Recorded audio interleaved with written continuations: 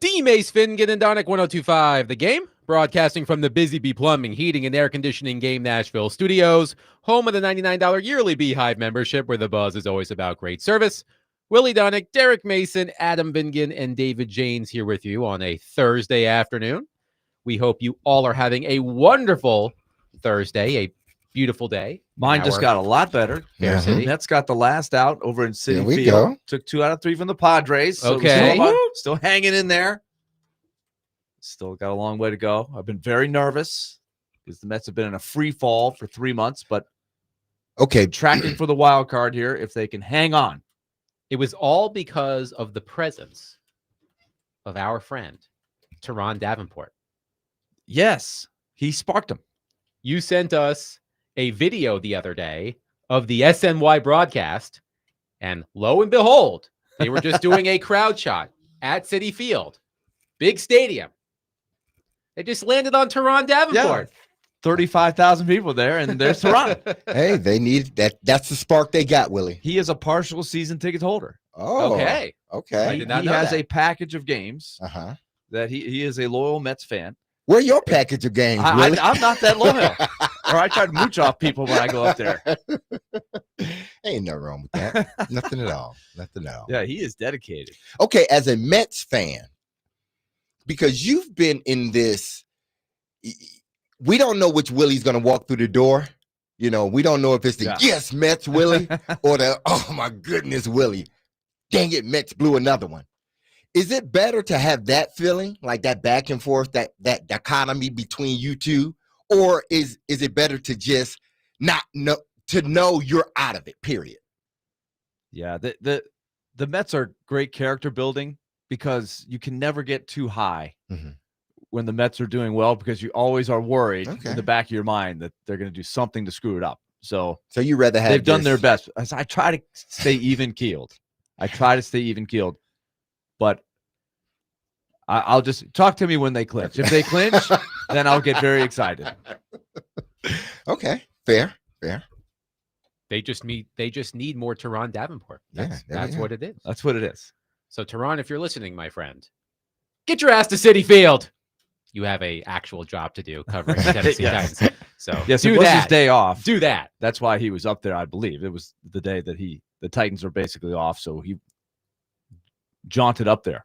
But when you have a free moment, Teron, head back up to Queens for Willie. Oh, we didn't hit the button on my word. What word did you use? I said dichotomy. You did use dichotomy. Oh, that was nice. That It deserves a was. ding. I had to make sure I had to look it up. I had to say, I know I used it right. So come on. A division or contrast between two things that are or are represented as being opposed or entirely different. Yeah, see, that's different. We are going to raise SAT scores. Oh, I love this it. show. I love it. I'm telling Yes. you. You know This what is like a great after-school activity. It's just getting out of school. Yeah. Get a vocab word here and there. Yeah. It just will absorb into your Turn on conscious. If you're DVD. like a high school student. Turn on DVD. All You can I'm tell your saying- parents you're taking an SAT prep course after school. There you go. All I'm saying is if SAT, wait, first of all, do kids around here take the SAT or the ACT? See, in Michigan, it was ACT. I took the SAT. in I didn't take the Virginia. SAT. Okay. It's the I ACT grew here. up and I took the SAT. I never took the ACT. Around here, most of the people that I know, including my 2 kids, took the ACT. Okay. So if ACT scores spike in Nashville, you know why. Yes. DVD. We are taking full credit. 3 letters. DVD. You're damn right we are. DVD, ACT, baby. 1, 2, That's how we 3, go. you and me. Oh, boy. There we go. All And right. that is why man. you listen to this show. And we're off and running. All right. So let's start today's show by addressing a conversation that a majority of Titans fans seem to be having. And it's a conversation that you can't really ignore. And that conversation is about Brian Callahan's fitness for being a head coach in the NFL. And look, the record is what it is. Brian Callahan is 3-16 as a head coach in the NFL. His Titans teams have been outscored by 171 points over 19 games. By the way, I was shocked to find out that is not the worst point differential in the NFL over that span. The Browns are at minus 202 and the Panthers are at minus 214. So you got that going for you. The Titans offense in 19 games under Brian Callahan has averaged exactly, no decimal points, exactly 18 points per game. So I know all of you want there to be some sort of repercussion for what's been going on with the Tennessee Titans, not just through these first 2 games, but the previous 17 games under Brian Callahan. But here's the question I want us to discuss. Because although it seems that everybody wants to fire Brian Callahan, what would that accomplish right now? That's the question I have for all of you at 615-737-1025. Would it satiate your bloodlust? Yes, it would. And when teams perform poorly, fans want somebody to pay the price. And Brian Callahan has not helped this team win too many games. So Titans fans just want there to be something that happens to make it feel like their voices are being heard. And I've seen your texts.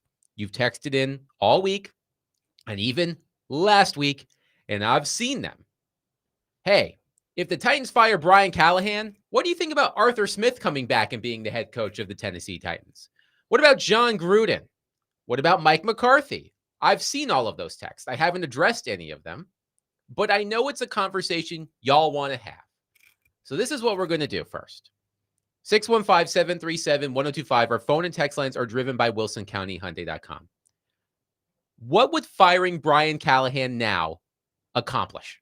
What would it accomplish? I want to know. And can I ask this? Like, are we really being in the real world when we get this? I want to know how real this topic is. There's always fringe, but I want to know from our listeners, like, is this a real thing that you really want this? We're talking about this 2 games into the season. Do we not want to see a little bit more before we take a measured approach? I'm not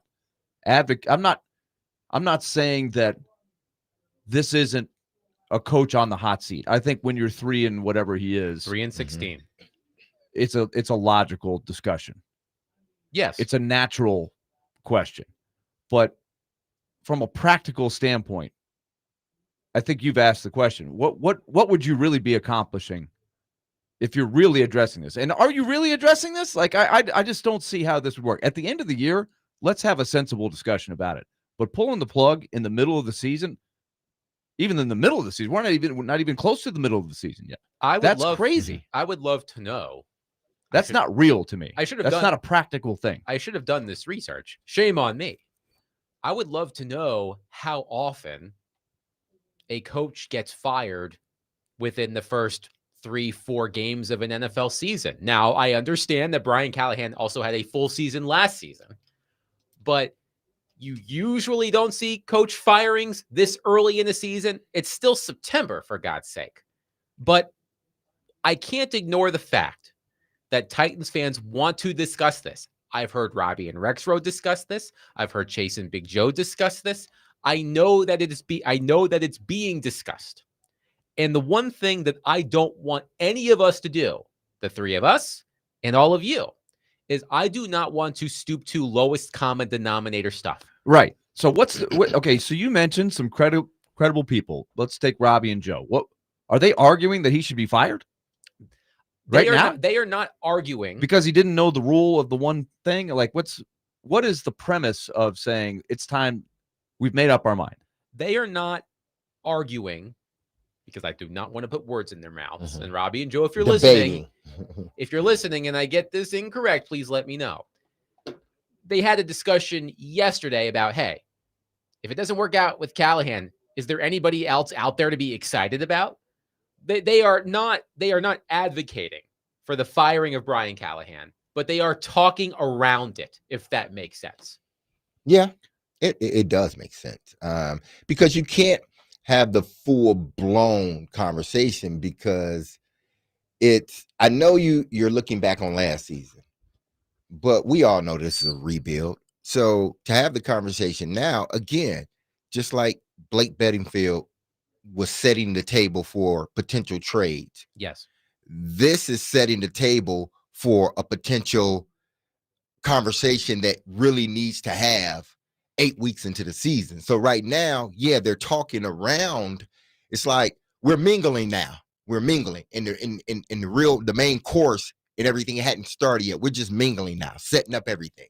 So that's what's happening now. And listen, there's nothing wrong with it, but like you don't want to get bogged down in it and sort of miss what's going on in front of you. Yahoo Sports did a article this year on the 7 NFL coaches who could be fired before the end of the season, and for various reasons. And they had their reasons were a mixture of underperformance, failing to break through with conference ceiling, and a general feeling of needing an upgrade, as left several coaches entering their season without safety. And on that list, I scrolled through it, and none of them were Brian Callahan. I'm not saying that the Yahoo Sports is an end-all be-all, but they got their information from somebody or somewhere. They're getting the buzz on certain coaches, and we understand why certain coaches, like they have Mike Tomlin on here. We understand why Mike Tomlin would sort of be on high because he can't win a game in the playoffs. That's not to steal away. I can see why Zach Taylor is on the list, because you've underperformed with a elite quarterback and elite talent around him. So Shane Steichen, the same thing.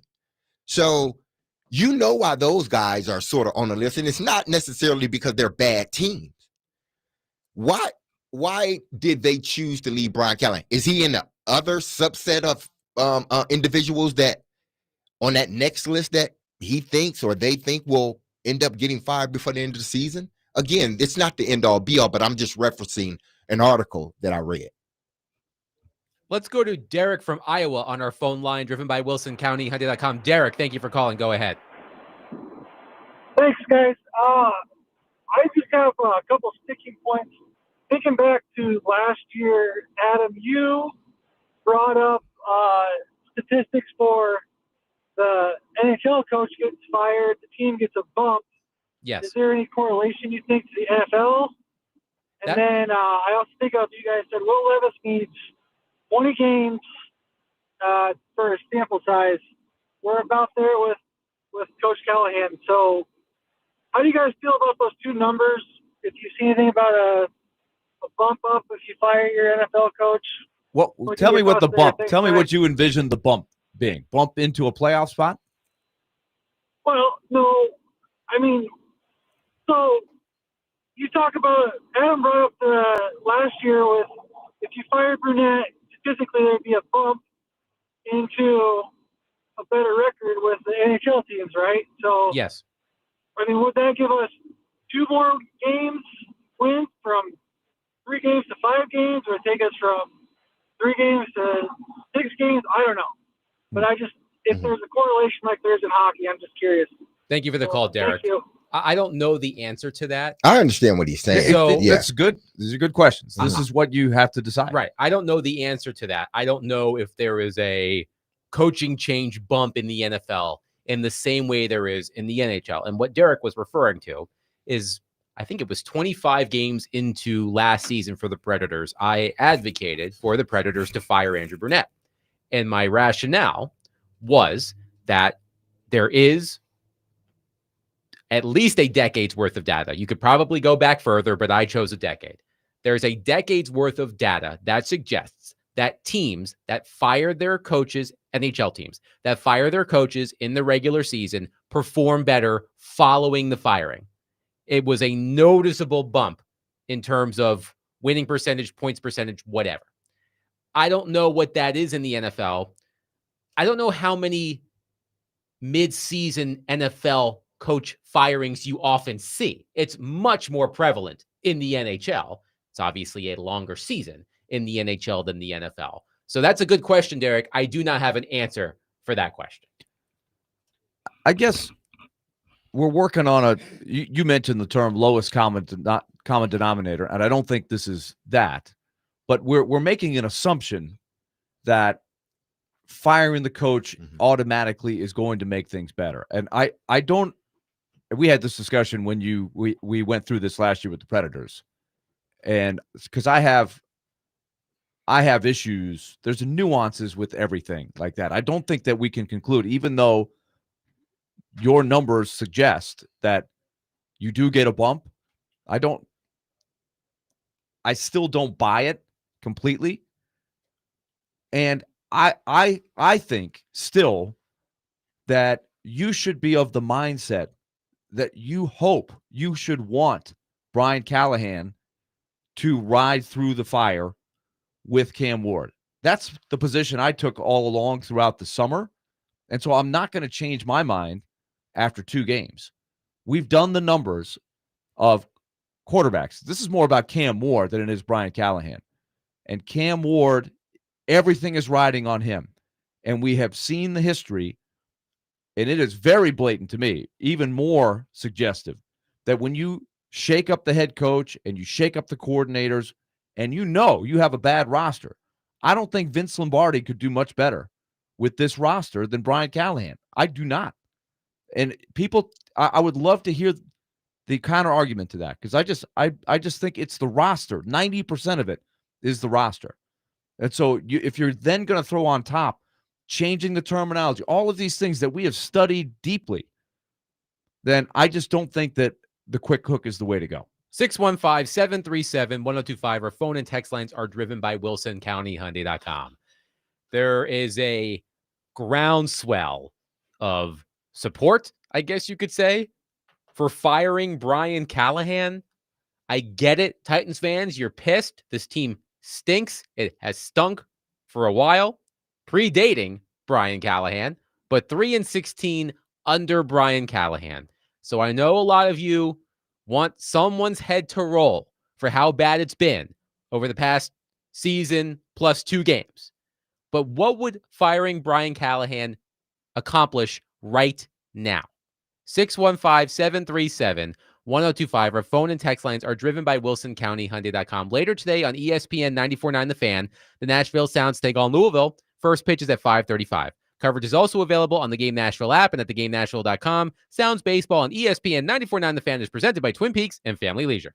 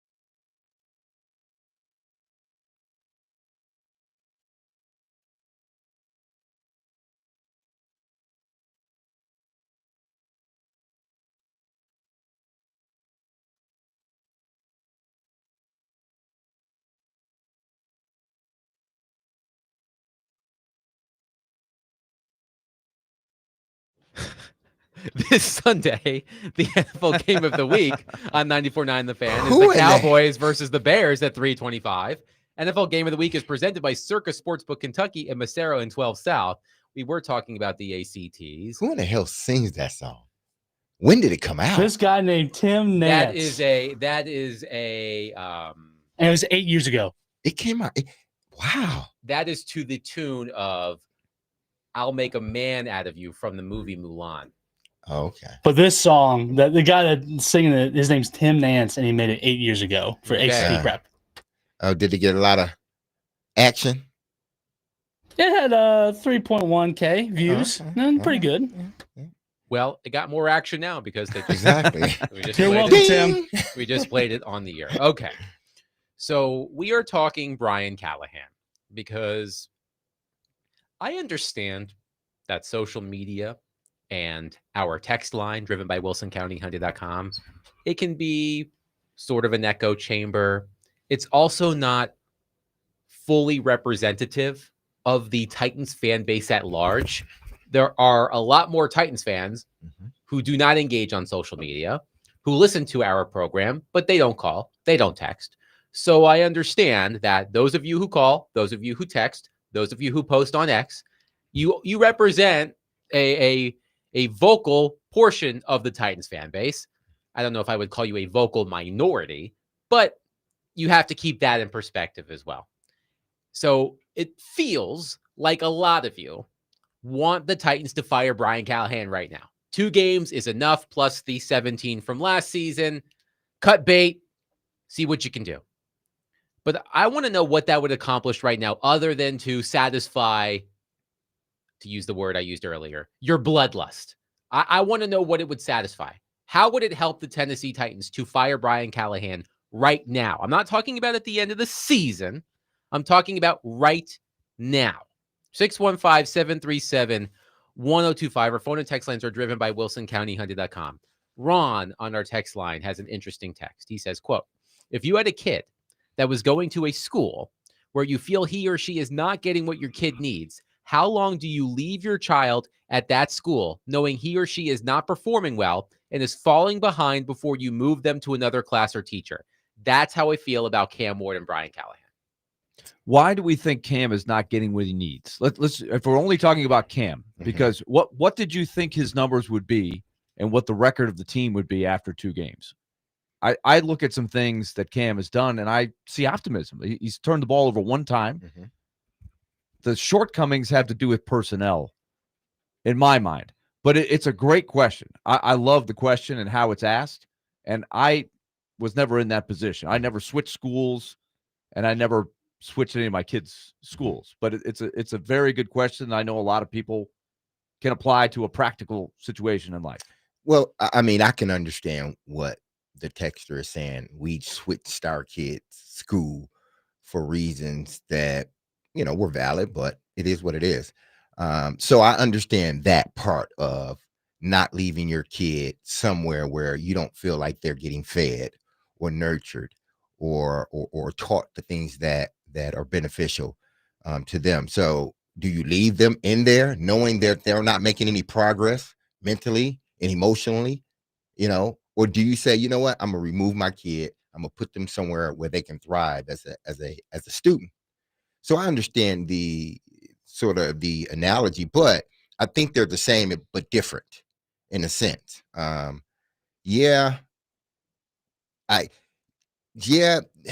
Learning, being in school is totally different from the situation that they're in now. Because I think the situation that they're in now, the information that has to be relayed to the quarterback and then there to the offense, that's a lot. And the head coach there's a process that the team has to go to. You got to understand, they got a bunch of young guys. Last year wasn't great, and they had some older guys. What do you think? What did anybody think this year was going to look like with younger guys and sort of veterans that are prone to injury? What did people think the season was going to start off as? How did they think Callahan was going to coach or be able to coach? Because again, I think you're only allowed to expand your offense if the talent dictates that. And right now, they don't have the talent. He's trying. Some things hit, some things didn't. But when I look at it outside of what happened the first game, I don't think he's done anything outside of that has told me as a player he's a bad coach or a bad play caller. Let me ask you a question that I was thinking about today. And I preface this by saying I may be totally off base thinking this. Sometimes I legitimately wonder how much impact coaching truly has. For example, can an elite team, when I say elite team in the NFL, what team comes to mind first? Kansas City Chiefs. Okay. Baltimore. Let's use the Baltimore Ravens. Let's say you took Brian Callahan and plopped him on the Baltimore Ravens. Same roster. Isn't that team talented enough to overcome however you would describe Brian Callahan's coaching? Well, that gets to me. Well, see, it comes back to me. The coach has something to do with how the team plays. There's no doubt about it. But I believe that so much of what this team is dealing with right now is because of the roster shortcomings. And I will continue to present that, and I want to hear the counter argument. And some people have come up with some really good questions. But I still have not heard anything that's convinced me otherwise. Give anybody the offensive line that they have, the drafts that they had leading up to Brian Callahan taking the job, the receivers they have, the defense they have, the players. And what did you think? How much better do you think that they should be than they are right now? That is the issue. It's glaring to me. It's not the coaching.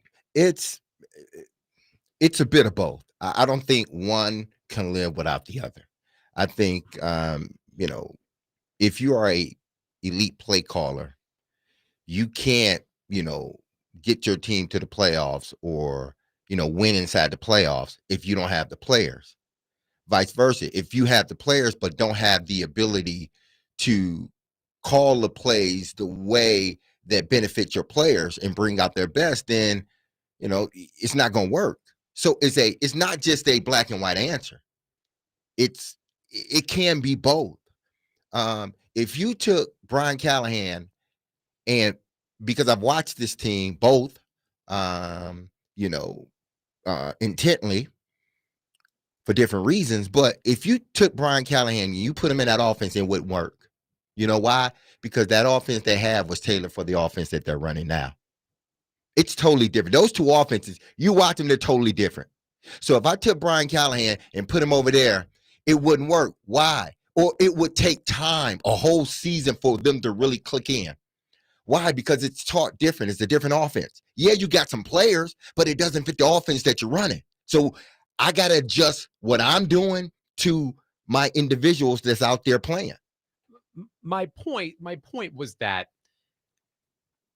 do you believe that elite talent can overcome average coaching? Yes. Okay. It just to a degree. It depends. That's my answer. It depends because I've seen it. I've been a part of situations. So it's a bit of, if we wanted to just make it black and white, we can. I can do that. Here's an example. Do you think Barry Switzer was a great NFL coach? He was okay. I don't think he was. He was okay. But he had the talent, right? That's the thing. Exactly. So he was handed together. The keys to basically a dynasty. We can have the debate about the dynasty. But Jimmy Johnson, what? Jimmy Johnson built the team. And he had the coaching expertise to coach those elite players. But to me, that would be an example of Adam's point. A mediocre coach. Like, you could probably make the argument that a lot of coaches could have taken over that Dallas team and won the Super Bowl with Deion Sanders and Troy Aikman and Michael Irvin and the great offensive line they had and Emmitt Smith in his prime. They had elite talent. So does that maybe prove your point, Adam? Does that make the point? Perhaps. I just think that I know that this is a simplistic way of thinking about it. I understand that. But we make this argument all the time. when a bad team in a certain sport struggles, you find the most legendary coach in that sport. Let's use hockey, for example. Scotty Bowman couldn't coach that team to a championship. It's or true. Something like that. You make that argument. Again, I am simplifying it. So that was the thought. That was my thought, that Brian Callahan has had plenty of missteps as Titans head coach. We can go back to week 1. It wasn't that long ago. The play calling at the end of the first half when they were backed toward their end zone. The admission after the game that he didn't know the rule on the Eligaya Manor catch. I am not defending Brian Callahan on either of those fronts. My point is that I truly believe that you could find the best coach today in the NFL and put him in charge of this roster, and it would still stink. I would agree. Let's build on the Cowboys thing again. And I am not a Cowboys fan. You might think I am, but I'm somewhat of an NFL historian. I looked this up. So Jimmy Johnson, considered a great coach, right? 2-time Super Bowl winner. So let's go back to the caller's question earlier this hour. After 20 games, do you know what you need to know about a head coach? Jimmy Johnson's record to start his NFL coaching career was what? He won 2 games. 2-18. He was 2-18. And so only a couple years later, as the roster got better, as Troy Aikman survived his rookie year, went 1-15 under Jimmy Johnson, and then they got Emmitt Smith. They started to get better. They made the Herschel Walker trade. They started getting some players. Once they got some players, Jimmy Johnson looks like a pretty good coach. And so, to me, that's where they are. The Bengals, very similar situation and a connection to Brian Callahan. Zach Taylor, his first 2 years, 2-14, 4-11-1. By this token of, hey, we've seen enough of Zach Taylor. This is with, again, first overall pick quarterback, Joe Burrow. They waited and they matured with him as they built the roster. They were in the Super Bowl the next year, and they've been a really good team since then. They've stumbled on hard times here the last season and a half. Burrow's been injured, all of that. But you can't write the coach off when you have a roster in the situation it is in when he takes over. Those are the examples I would use. 615-737-1025. We will continue to take your thoughts on Brian Callahan. But coming up next, we'll put the Titans on hold for a moment, talk to Mitch Light of The Athletic to preview the upcoming weekend in college football. Mitch Light is coming up next at 615-737-1025. Speaking of college football, the MTSU Blue Raiders will host Marshall this Saturday at Floyd Stadium at 6 o'clock. Catch all of the action on Totally Hits 93.3 with coverage also available on the Totally Hits Nashville app and at totallyhitsnashville.com.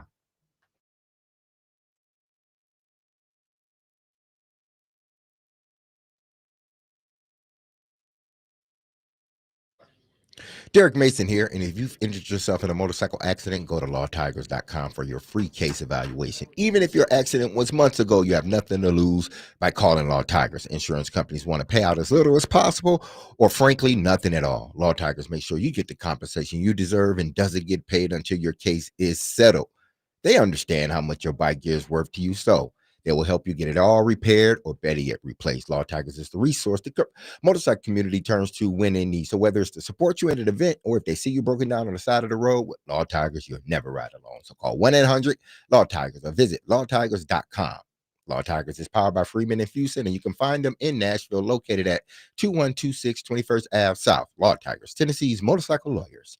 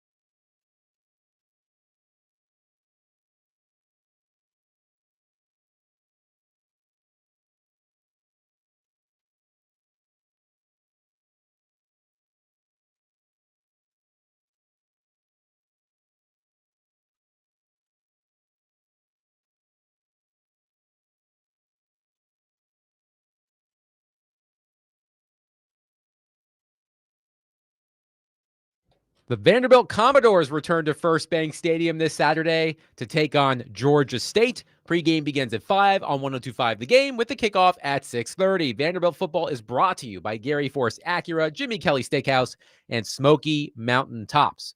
Willie Donick, Derek Mason, Adam Vingan here with you. Pleased to be joined on our phone line, driven by WilsonCountyHyundai.com, by our good friend Mitch Light from The Athletic. Mitch, I have to ask you first, which proud football program season is more on life support as we enter week 4?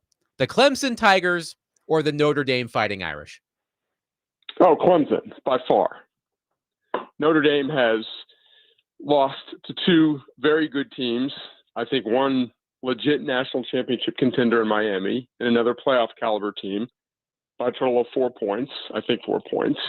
Whereas Clemson is 1-2, did not look good in its 1 win over Troy. You can argue a good loss to LSU at home, but when is anything for Clemson a good loss? And then Georgia Tech's a good team, but that's not a game Clemson loses if it's Clemson of old. So I don't think it's very close here. Perhaps I was influenced by the fact that both my father-in-law and Pete Weber are huge Notre Dame Fighting Irish fans. And I've heard a lot about a lot of disappointment. The Irish's 0-2 start. So perhaps between your North Carolina hatred and this Notre Dame, I'm just getting a lot of biases from Adam over the last couple of weeks. No bias against Notre Dame. Absolutely no bias. I'm just saying that there are people in my life who are big Irish fans. So perhaps that's why I thought what's been going on at Notre Dame is perhaps worse than it seems from afar. Let's talk Vanderbilt. As I just mentioned, Vanderbilt returns home against Georgia State, a team that defeated the Commodores last season, early in the season, a disappointing loss.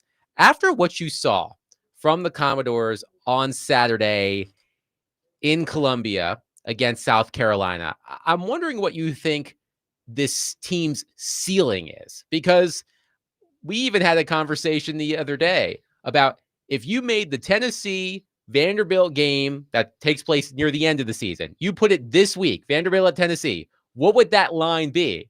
And I think we all said it would be within a touchdown. Well, right? No, we got a pretty wide range, which is pretty interesting. A touchdown. You said 10 points. Yeah, 10.5. My bad. And you said, I think 5.5. I went in the middle, 7.5 to 8.5. I've had it all over the map, though. And I think Jonathan Hutton was closer to D-Mace, right? No, he said 5. Like 5 points. Oh, he did go. He was more like Adam. So Mitch, why don't you answer 2 questions? Why don't you answer that hypothetical and then tell me how high you think Vanderbilt's ceiling is the rest of the season?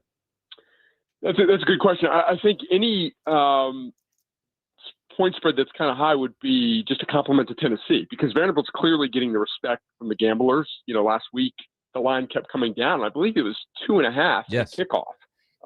So I think the boys in Vegas realize that this is a good Vanderbilt team. I would say 7.5. And again, that's just a compliment to Tennessee. I don't think it would be under a touchdown. I just think because what Tennessee has done offensively, and I'm sure we'll get into them in a little bit. So that's an interesting question. And what is its ceiling? You look at the schedule and how many, what I call them, like in the old sure death experiences. You're going down. There's just no way you're going to win that game. I don't think there's any of those on the schedule. Which before the season you might say, oh, you're going to Alabama, you're going to Texas, you're going to Tennessee. So I think Vanderbilt can win every game on its schedule. I don't know how someone who's watched this team in the first 3 weeks can't make that statement. Will they? No, they're not going to. No, very few teams do. So it just depends on the health, and we'll find out more. I mean, how real was this start? You don't win 2 games like that against Power 4 teams on the road and not be a good team, but everything's relative. Virginia Tech has struggled since. I think South Carolina is a better team than they showed the other day. So I think the ceiling is 9 or 10 wins. Do I think they're going to get there? Probably not. But from what they've showed so far, that seems rational at least.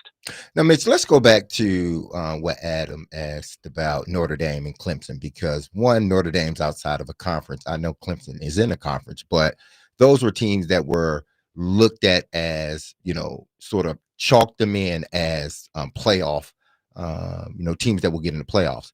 But those 2 teams have started off 0-2.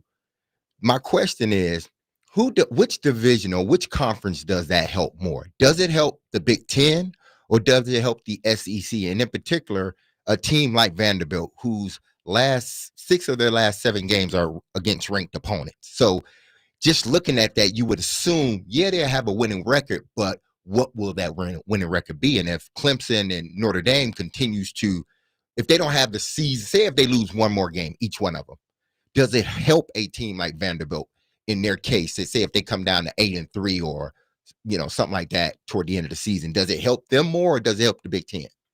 Well, that's a good question. It's a good point about Notre Dame. I think the Notre Dame part of it's bigger because I think if Notre Dame plays its way out of the playoffs, like if they lose another game, I still think they could possibly get in at 10-2, depending on what USC does, depending on what Arkansas does.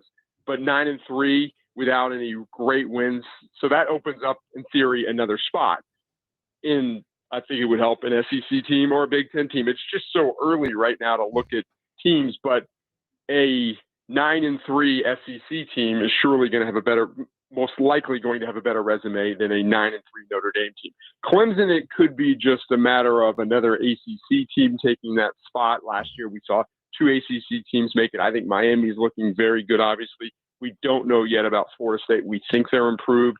Could Georgia Tech be a team like Vanderbilt kind of come out of nowhere to fight for a spot? But that Notre Dame piece is interesting because in theory, that just takes a team out of the equation. Mitch Light is with us.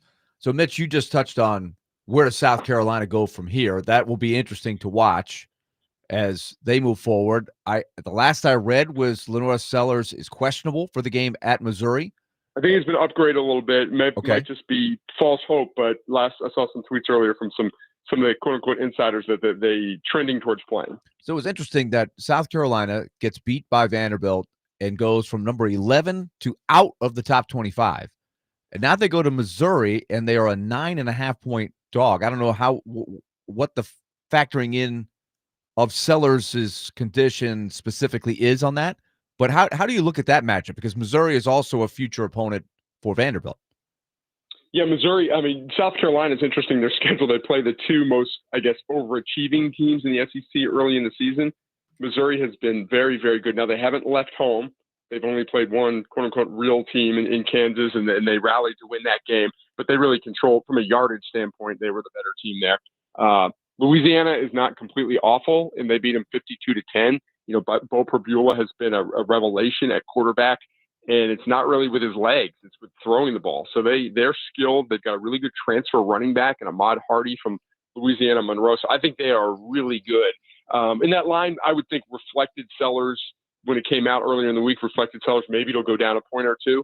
But I'm interested to see, like you said, how South Carolina bounces back. Was that a one-game aberration? If they, will they be controlled on the line of scrimmage like they were, which probably has to be the most disappointing part for Shane Beamer, just the lack of physicality there. But this is always, the Battle of Columbia. These teams play every year. It's always kind of a barometer game for both programs. I watched the Georgia State Vanderbilt game last year. It was a very interesting one, to say the least. Vanderbilt did not play well. Then all of a sudden, they looked like they were going to go back and steal the game, and they were one play away from winning it, and Georgia State made a great play for the winning touchdown. Yep. I realize teams turn over the roster a lot these days, needless to say. What does this year's Georgia State team look like compared to last year's? From how good are they? About the same. They lost to Ole Miss 63-7. They lost to Memphis 38-16 at home. They beat a bad Murray State team 37-21. So they've got a lot of P4 transfers, a lot of guys transfer down. What they do have, and that receiver who made that catch, which it was a big time catch, and it was well covered. He's back. Ted Hurst. Mm-hmm. He's averaging 16 yards of reception. He's by far their best player. He's a guy that had offers to go elsewhere, and I think with what little NIL money they have at Georgia State, they were able to keep him. So he will obviously be a focus. And I think from a Vanderbilt standpoint, the best thing to happen to this team is the fact they lost to Georgia State last year. So I think they will have there won't be any overlooking this team. I wouldn't think Clarkley will have his guys ready to play. But this is from the skill position. They've got some guys that can hurt Vanderbilt. They've been able to run the ball a little bit there. So Vanderbilt favored by 27, I think, for a reason. But obviously they'll need to play well to win the game. I'm looking at a lot of teams. Auburn goes to Oklahoma. You mentioned potential playoff team when you were just mentioning Texas A&M. I see Ole Miss is taking care of business so far. Tennessee, we've talked about being a playoff contender even after losing that game against Georgia. But the theme is, to me, you've got so many teams in the SEC that probably, if everything falls right, could make a playoff spot. There's not enough room, though, for all of them to make it. So I think the stage is set for a pretty interesting ride here. Yeah, it's not like college basketball where we had 14 teams make the NCAA tournament. And I agree with you. I mean, is there a bad team in the SEC this year? Mississippi State was the universally picked 16th, and they beat Arizona State and have a nice convincing win in a rivalry game at Southern Miss. Kentucky has had its issues, but they made Ole Miss sweat at home. So there's no, so it's such a cliche. There's no free weekends. I don't know if the league is super elite at the top. I mean, obviously the best teams in the SEC are among the best teams in the country, but I don't think we found a team that's like a surefire if you're going to do your power rankings. Some people have LSU number 1 in the country, number 2 in the country, and then you hear some people say, I don't like this team. I don't think they're going to make the playoff. So I think that adds more intrigue. That the bottom is better than it's been, and the top might not be as good. So should make it for a fun ride, like you said. No question about it. Mitch Light of The Athletic has been our guest on D-Mace, Vingen, and Donick, as he is every Thursday, to help us preview the weekend in college football. Great stuff as always, Mitch. We'll chat next week. All right, take care, guys. See ya. 615-737-1025. We will get back into your thoughts on Brian Callahan because you guys are bloodlusty. I don't know if that's even a word, but I'm going to use it. You're bloodlusty. And would that make them possibly a vampire? Vampires? Yeah, bloodlusty. If you're are lusting are for blood, all vampires bloodlusty? Yeah, they have to be by definition. I think unless you are a lichen, you have vampire bloodlusty and have people vampires. Maybe not. What is the math thing where A equals B, but B doesn't equal A? Like you think it's a Venn diagram. You know, big ass glasses. I'm trying to get the bell rung, but I'm not succeeding. Exactly. We need to keep a tally. We need to keep a tally of bell rings. We got a quota here, okay? I may look smart, but when it comes to math, I am very dumb. Okay, I had to repeat. There's something I remember vaguely from a math class. A equals B, but B doesn't always equal A is something. I had to repeat 11th grade math my freshman year in college. Okay. So I need to call Kevin Anglin, math teacher at MBA / outstanding basketball coach, and see if I can figure out that theory. Nevertheless, we will get back to your thoughts on Brian Callahan coming up next. Willie Donick, Derek Mason, Adam Vingen, 1025 The Game.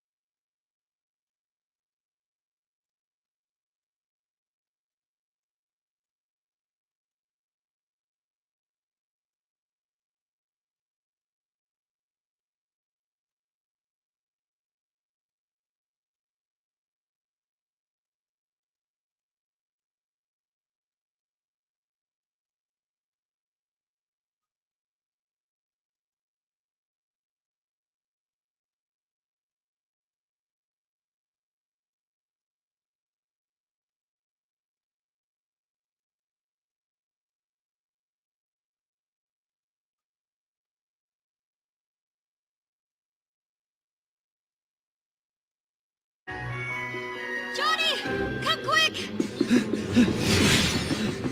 What's up? He's okay? Dennis said his first word. He did? Come on, honey. Say it again. Blah, blah, blah. I don't say blah, blah, blah. We didn't say you did. Bloodlusty people.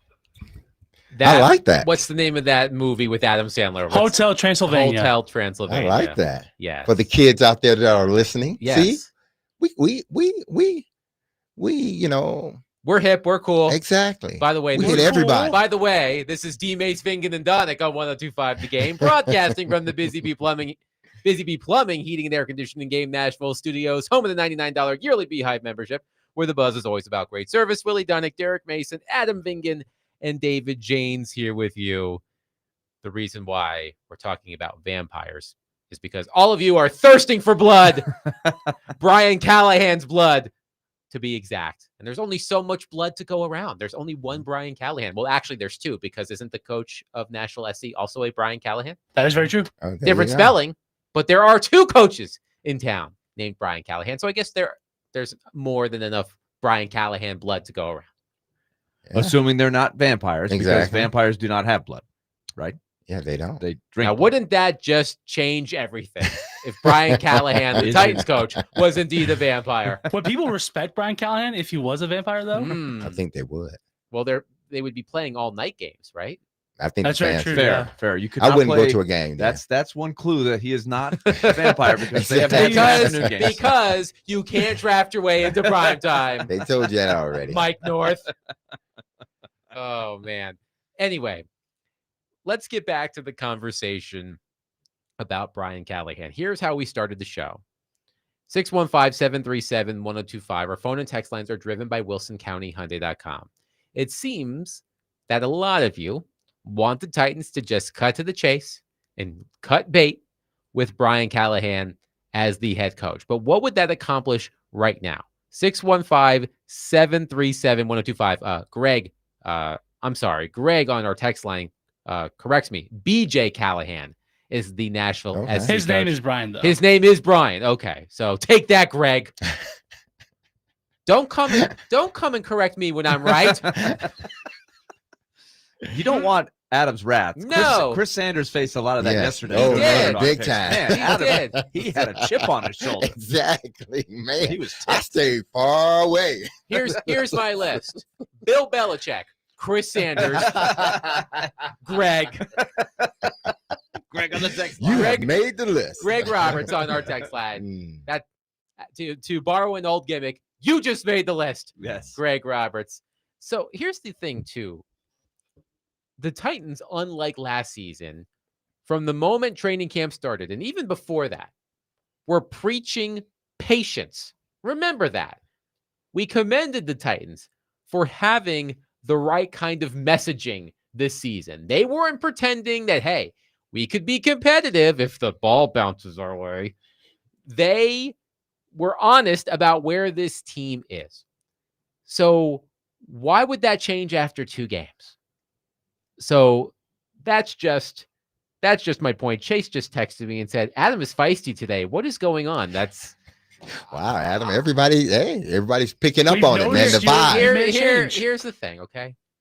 I am by nature a mild-mannered, non-confrontational human being. But don't piss me off. Don't get them all riled up. Yes.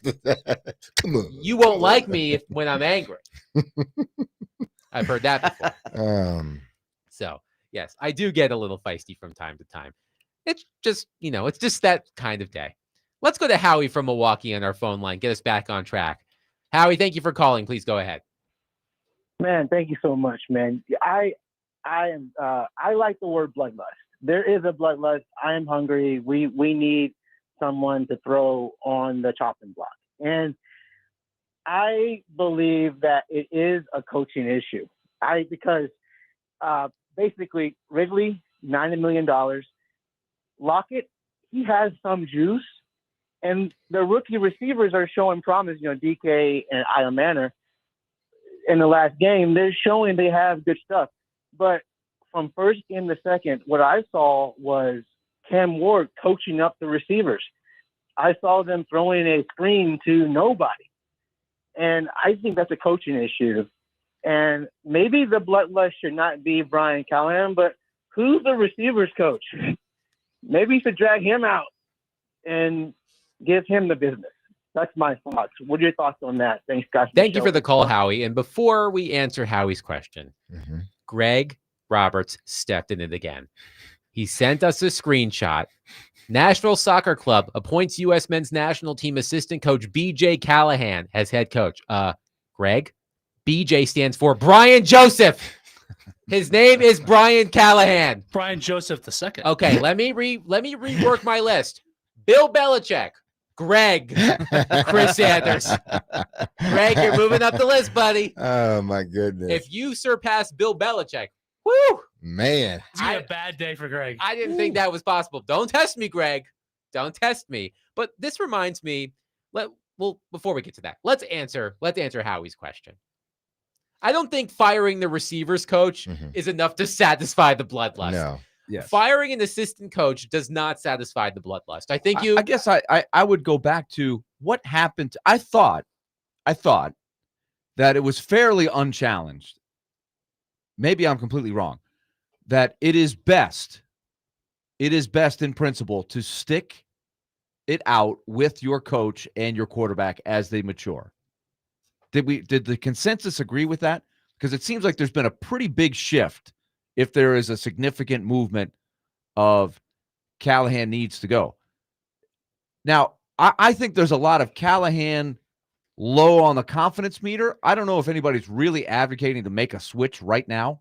Is anybody really doing that? Or is it more of a vote of no confidence right now? That, hey, I'm looking on the horizon and I don't see in the future Brian Callahan being part of it. Is that more accurate to say? And because even if you're saying that, I'm asking the question, where did the patience go? Because the patience has gone out the window after two losses against, we think, two pretty good teams, at least two pretty good defense. This is how I sum it up. This is not how I think about it, but this is how I sum it up. Is that to them, he was a bad coach last year. Things didn't go his way, didn't develop the quarterback. This year has given them nothing to say, well, he may be the guy. That's what it is. You haven't given me anything to say you are the head coach of the future. So it's not necessarily that now they're just bloodthirsty and bloodlust. It's that they've been that way the whole time. But they want you to try to show them, give me some serum. Give me the serum and try to get me out of this bloodlust. But you haven't done it. So I'm going to keep on lusting for your blood. It's as simple as that, in vampire terms. Till y'all watch too many vampire movies. But that's what it is. He hasn't gained the confidence of a fan base that their confidence meter was already low in you. You haven't done anything to raise that level up. They were already, if you want to say they were already bloodthirsty, well, you haven't given them anything to stop that. You're right. And then you could make the argument that the minute that they fired Rand Carthon and didn't fire the coach, exactly, that from that moment on, the bloodlusting was beginning. It was he was already being sort of, because they thought he was going with that's the next target. They thought he would go. He's going to be the next scapegoat. So that's bloodlust. I agree. Dave in Kentucky, you were hoping for some people to explain why they want Brian Callahan out. And we've been to now 4 states. We've been to Milwaukee. We've been to Iowa. Wisconsin, Iowa, and now Kentucky. Yes. And in addition to Tennessee. And of course, Tennessee. We're a 4-state show. We are. Dave in Kentucky 4 states of blood. Give it to me. The Brian Callahan blood drive. Should we start that? The Brian Callahan blood drive. Oh, well, no. Oh, okay. Let's stop that. I got something in my head already. Okay. My mind is running right now, but go ahead. Okay. Also, I can't keep arguing with Greg about the other Brian. No, let Greg go. Okay. Stop it, Adam. I'm gonna take the computer away from you. Greg, you are nearing Bill Belichick level, my friend. He wants to do that. He wants it. He wants it. Dave in Kentucky says Callie needs to go now because every Sunday when we watch football, all of the good teams in the NFL look like they are playing a different sport than the Titans. He looks lost and completely in over his head. okay, I know the deal with the rule, and I know the deal with the clock management at the end of the first half. Mm-hmm. Other than those two things, do we really? I mean, it doesn't every coach who is on a struggling team have a lot of moments where it doesn't look good? Yes, they do, but because as many people that we've had either call or text that are out or close to being out on Brian Callahan, they always point to the things that happened last year and obviously the one thing that happened this year. We could have did that same thing about Mike Vrabel his first year, because Mike Vrabel had some gaffes his first year, and he came back, and obviously he was a much better coach. I think he lost his forward. first 6 or 7 challenges, I think. Yeah, so he learned from that, and he moved forward. I look at Brian Callahan. You're hoping that the things that he did last year, he learns from them. Now, again, goes back to what I said. They were already out on him, and then you do that on, when you're backed up on your own 5-yard line, 7-yard line, going into half, and you do something like that, you think they're going to change? They're going to get worse, if anything. I guess I continue to fall back on, look, I'm not saying Brian Callahan is the next great coach in the NFL. Mm-hmm. I'm not sure. But I am going to err by giving him the benefit of the doubt because I know the repercussions. They are well chronicled when you pull the plug on a coach, on an offense, and you throw a completely different language at a young quarterback. So I'm going to give him some more runway than David in Kentucky will, because that is part of the deal. When you change the coach, you're going to change the offense. You're going to make it even tougher on Cam Ward. So that is why I philosophically am staying with Brian. It's not like I can tell you he's a great coach or not. Mm-hmm. I've got my questions about that, but I'm going to give it a little more time. Justin in Greenbrier says, talent might be a large part of the Titans' woes, but the coach has to look confident and coach like he has a winning roster. He should try things to get this roster that he has to the next level. I am not seeing this on game day. He is not using some of the talent that he has, and his play calling seems way too safe, and his game plan seems more like trying not to lose instead of coaching like you have nothing to lose. Well, I think the safe part comes from he is trying to be safe. He's trying to protect his quarterback. That's my quarterback, man. That's my quarterback. All right, T.O. But yeah, I get it. You want your play caller to be a little bit more aggressive than what he has been. And sometimes he has, and it has bit him in the rear end. And then other times he hasn't, and it worked out like the last game where, they were being conservative and they got the field goal going into half. He didn't try to press it. He didn't try to create a play. No, he said, we're going to run the ball, boom, boom, boom, put our kicker in position and kick a field goal because he can kick a long field goal. So I'm going to do that. I feel better going into the half with 3 points rather than, the debacle that happened last week. Well, 2 weeks ago. Bob in Mount Juliet says, ask Willie this question. If Callahan wasn't already the coach, knowing what you know of him now, would you want to hire him to be the coach? Of course not. Bob answering his own question, but he wants you to answer that question too. I would counter with, could anybody pick whoever you put as a legendary coach in there? Vince Lombardi, let's just use that coach. Could he have coached this group to much better than they've done? Maybe a game or two. I would contend that their roster last year and this year is the glaring problem. I would argue. And Brian Callahan was among the top candidates up for head coaching jobs 2 years ago. The Titans were lauded for jumping out there, making the bold decision to fire Vrabel, which I'm not sure I was really in favor of. And they were ahead of the process of other teams with the interviews and things like that, and they were able to go get Callahan, and that was pretty well praised around the league, as I remember. I would argue that the Titans offense, perhaps the entire Titans roster, but I'll just stick to the offense. I would argue that the Titans offense has the least imposing collection of players in the NFL. Mm-hmm. Tony Pollard is a solid running back. Calvin Ridley can be a solid receiver when he's not dropping the ball. Eligaya Manor, he stood out through 2 games, but he's an unknown commodity. There's only so much you can squeeze out of that group. That's the point I was making earlier.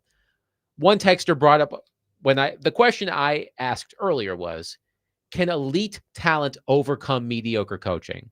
One texter, it might have been Skylar. It was Skylar because he just texted back in and it refreshed to the top of the list.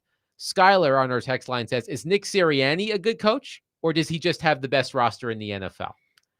Obviously, you have to be a good coach to win big. But yes, I do think he has a very good roster, a very, very well-crafted roster, in a unique situation where they got a second-round pick as a quarterback who turned into being a pretty special quarterback, right? And they made a very smart move to get Saquon Barkley on top of a team that was already good. A great example of taking a team that was already good, that was, quote, maybe one player away, and they got the one player. Like, that is a textbook roster development thing. And Sirianni, who they were on the verge of wanting out of Philadelphia not that long ago, after the collapse that they had 2 years ago, remember? I think he's a good coach. Again, that's why it's not just black and white, because you have a talented roster and you have a not great coach. He's not a bad coach, but he's not a great coach. And he's been able to take that team to a Super Bowl because it's a combination of both.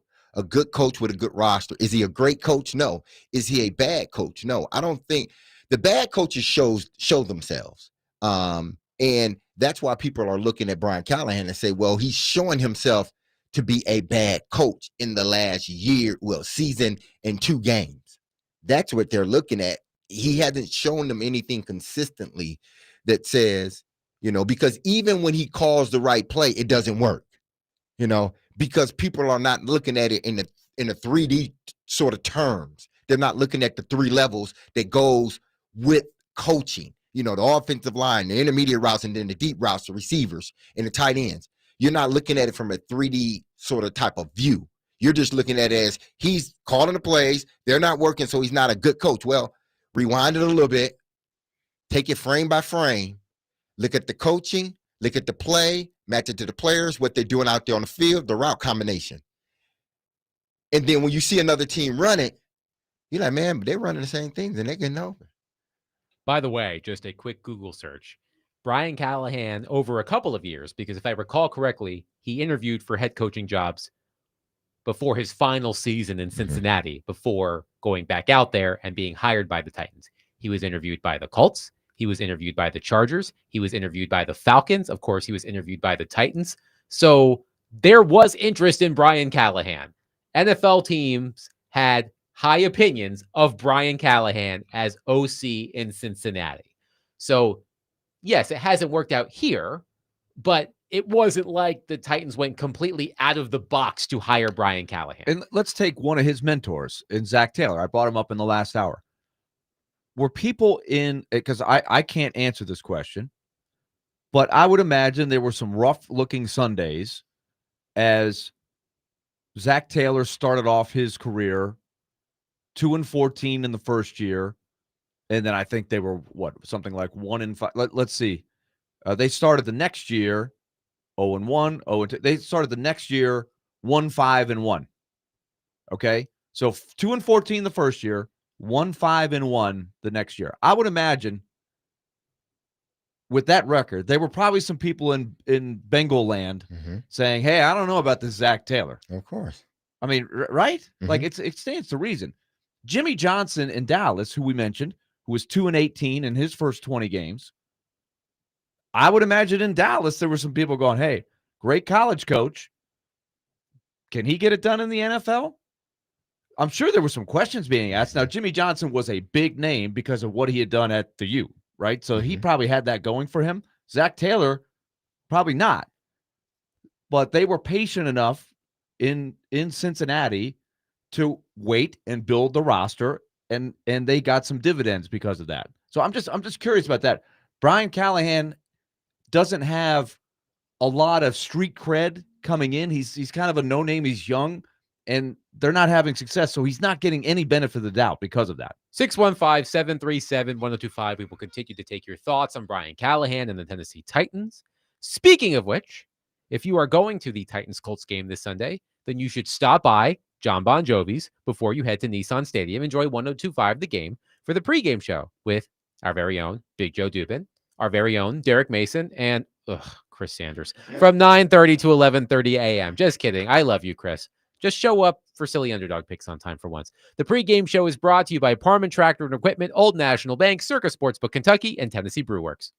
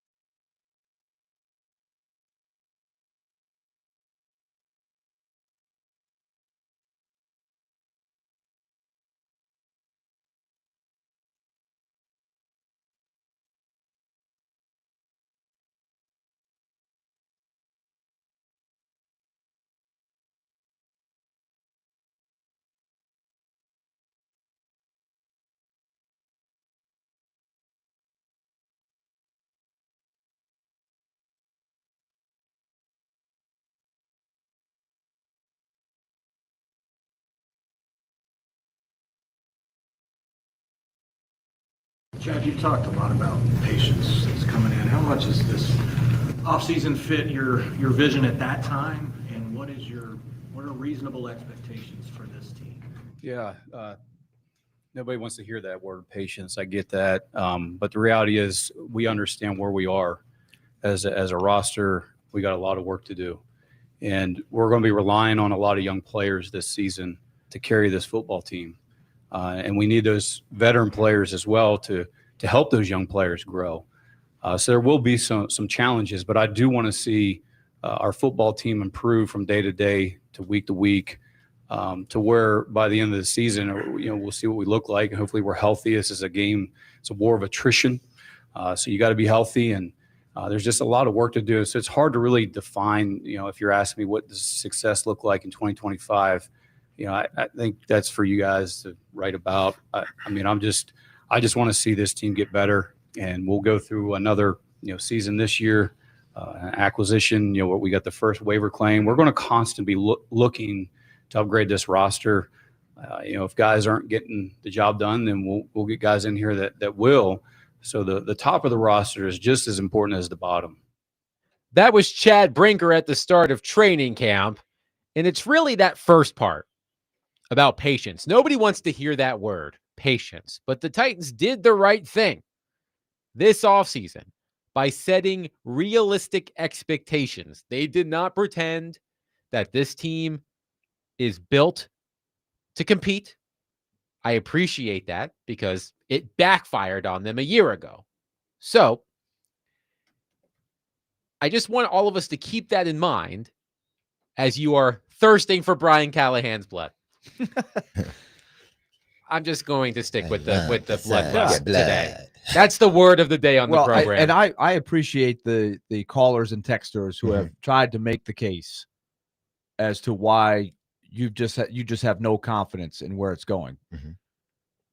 Because I think it's an important question to sift through what is just noise and frustration and what is really constructive to what's best for the Titans. I think you heard right there Chad Brinker, before they ever took a snap in practice, understand realistically where this roster is, that they've got a long way to go. And we can go through it. Number one, two of your best 5 long-range prospects, Devondre Sweat and J.C. Latham, have either not played or been compromised by injury while they played, right? Devondre Sweat missed most of training camp and then played most of the first game and got hurt again.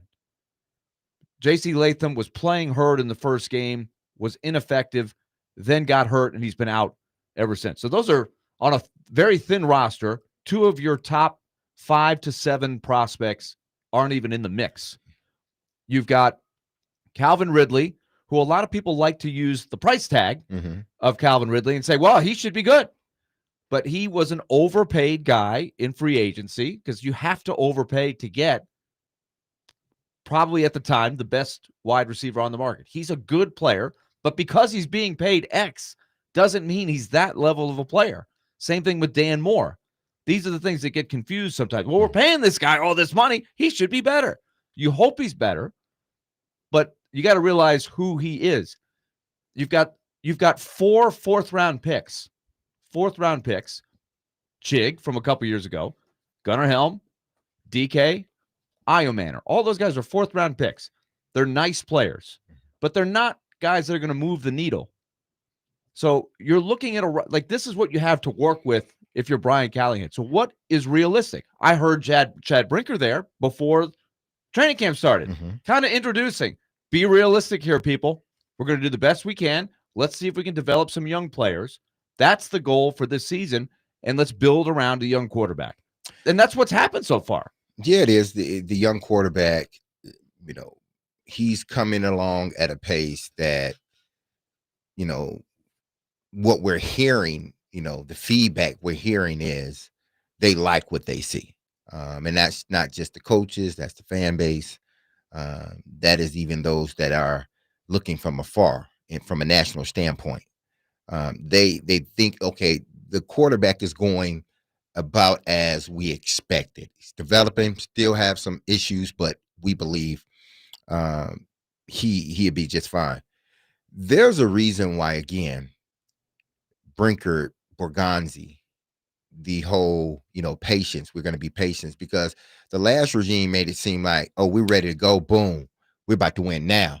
So you told me what we were about to do. It's just like a kid. You tell a kid at 5 o'clock, well, at 8 o'clock in the morning, y'all going to the movies. So the kid is anticipating, oh, we're going to the movies. And then you say, we're not going to the movies. Now the kid's disappointed. Like, listen, you told us we're going to the movies. Now we're not. What's going on here? That's what the Titans did 2 years ago. They told everyone that this was a good team and we are basically playoff bound. And they were not. But in their eyes, they were saying, we believe.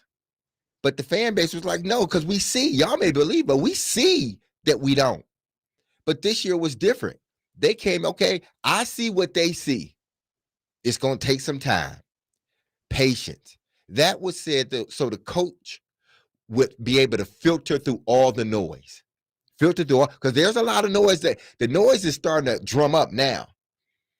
8-9 games from now, if things are not better, then it's going to be really loud. So he's trying to tell him, even before the season starts, like, listen, this is a process. Development. We're worried about development. How is that and when you talk about development, it's really that quarterback. He wants everybody to develop. He do, and all the but it's really the quarterback.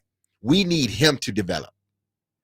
Willie, I want to get your thoughts on something that Derek and I talked about yesterday before you arrived for the show. Connor Orr of Sports Illustrated did a ranking of the 10 winless teams in the NFL and ranked them based on panic meter. Right. And the Titans were, at least surprisingly for me, near the top of the list.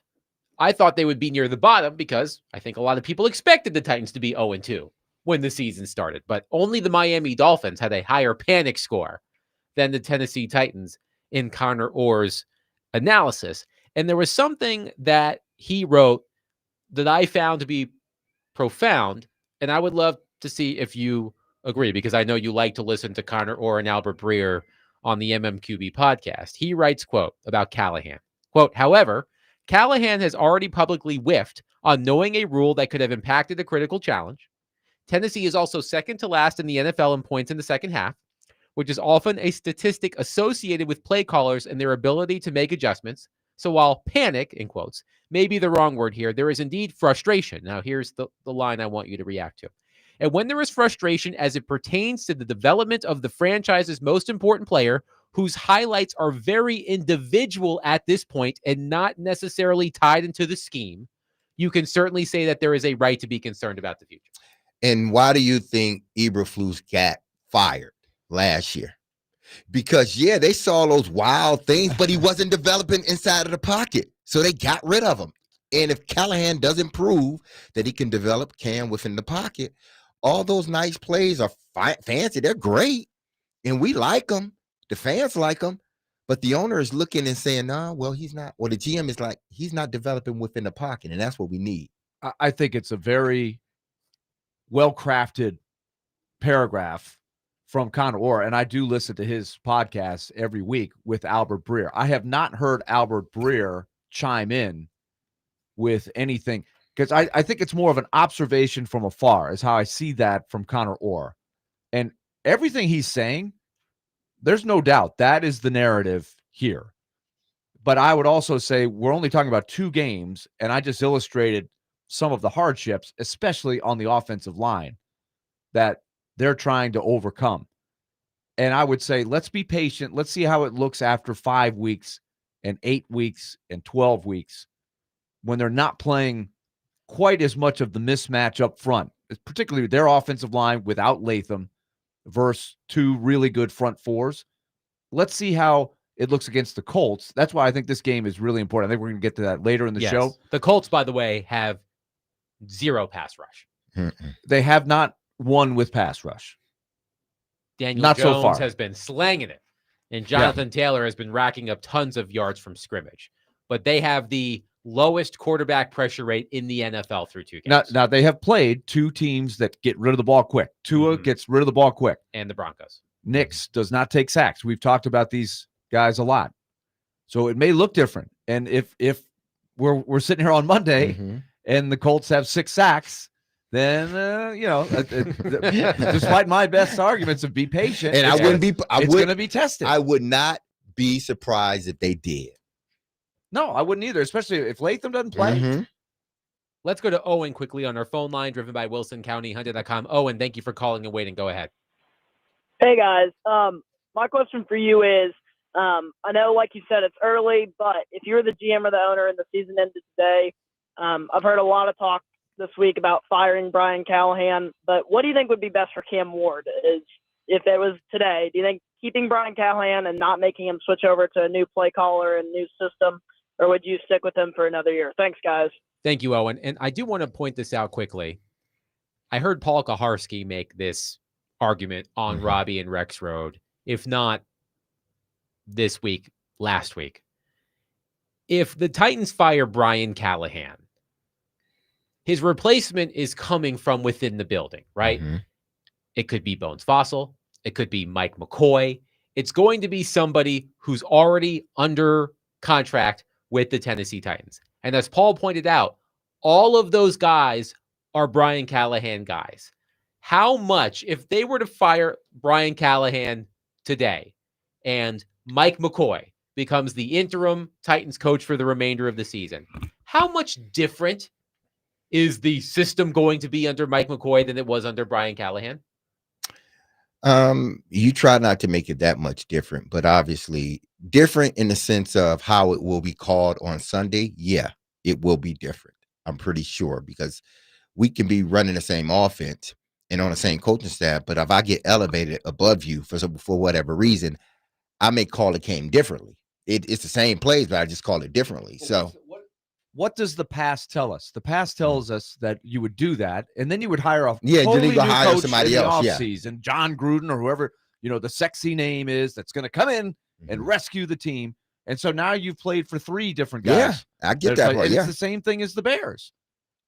So to answer the question, there is a price to be paid when you pull the plug on the coach with a rookie quarterback, when if you're being truthful, that a huge amount of the problem is the roster. It is not the coach. It's the roster, personnel. 615-737-1025. We will get to your reaction next. A reminder that tomorrow you can join us as we broadcast live from 3 to 6 p.m. at Jimmy Kelly Steakhouse as they celebrate the opening of their all-new rooftop dining area and bar. It's also a great place to go before the big Vanderbilt game this Saturday night.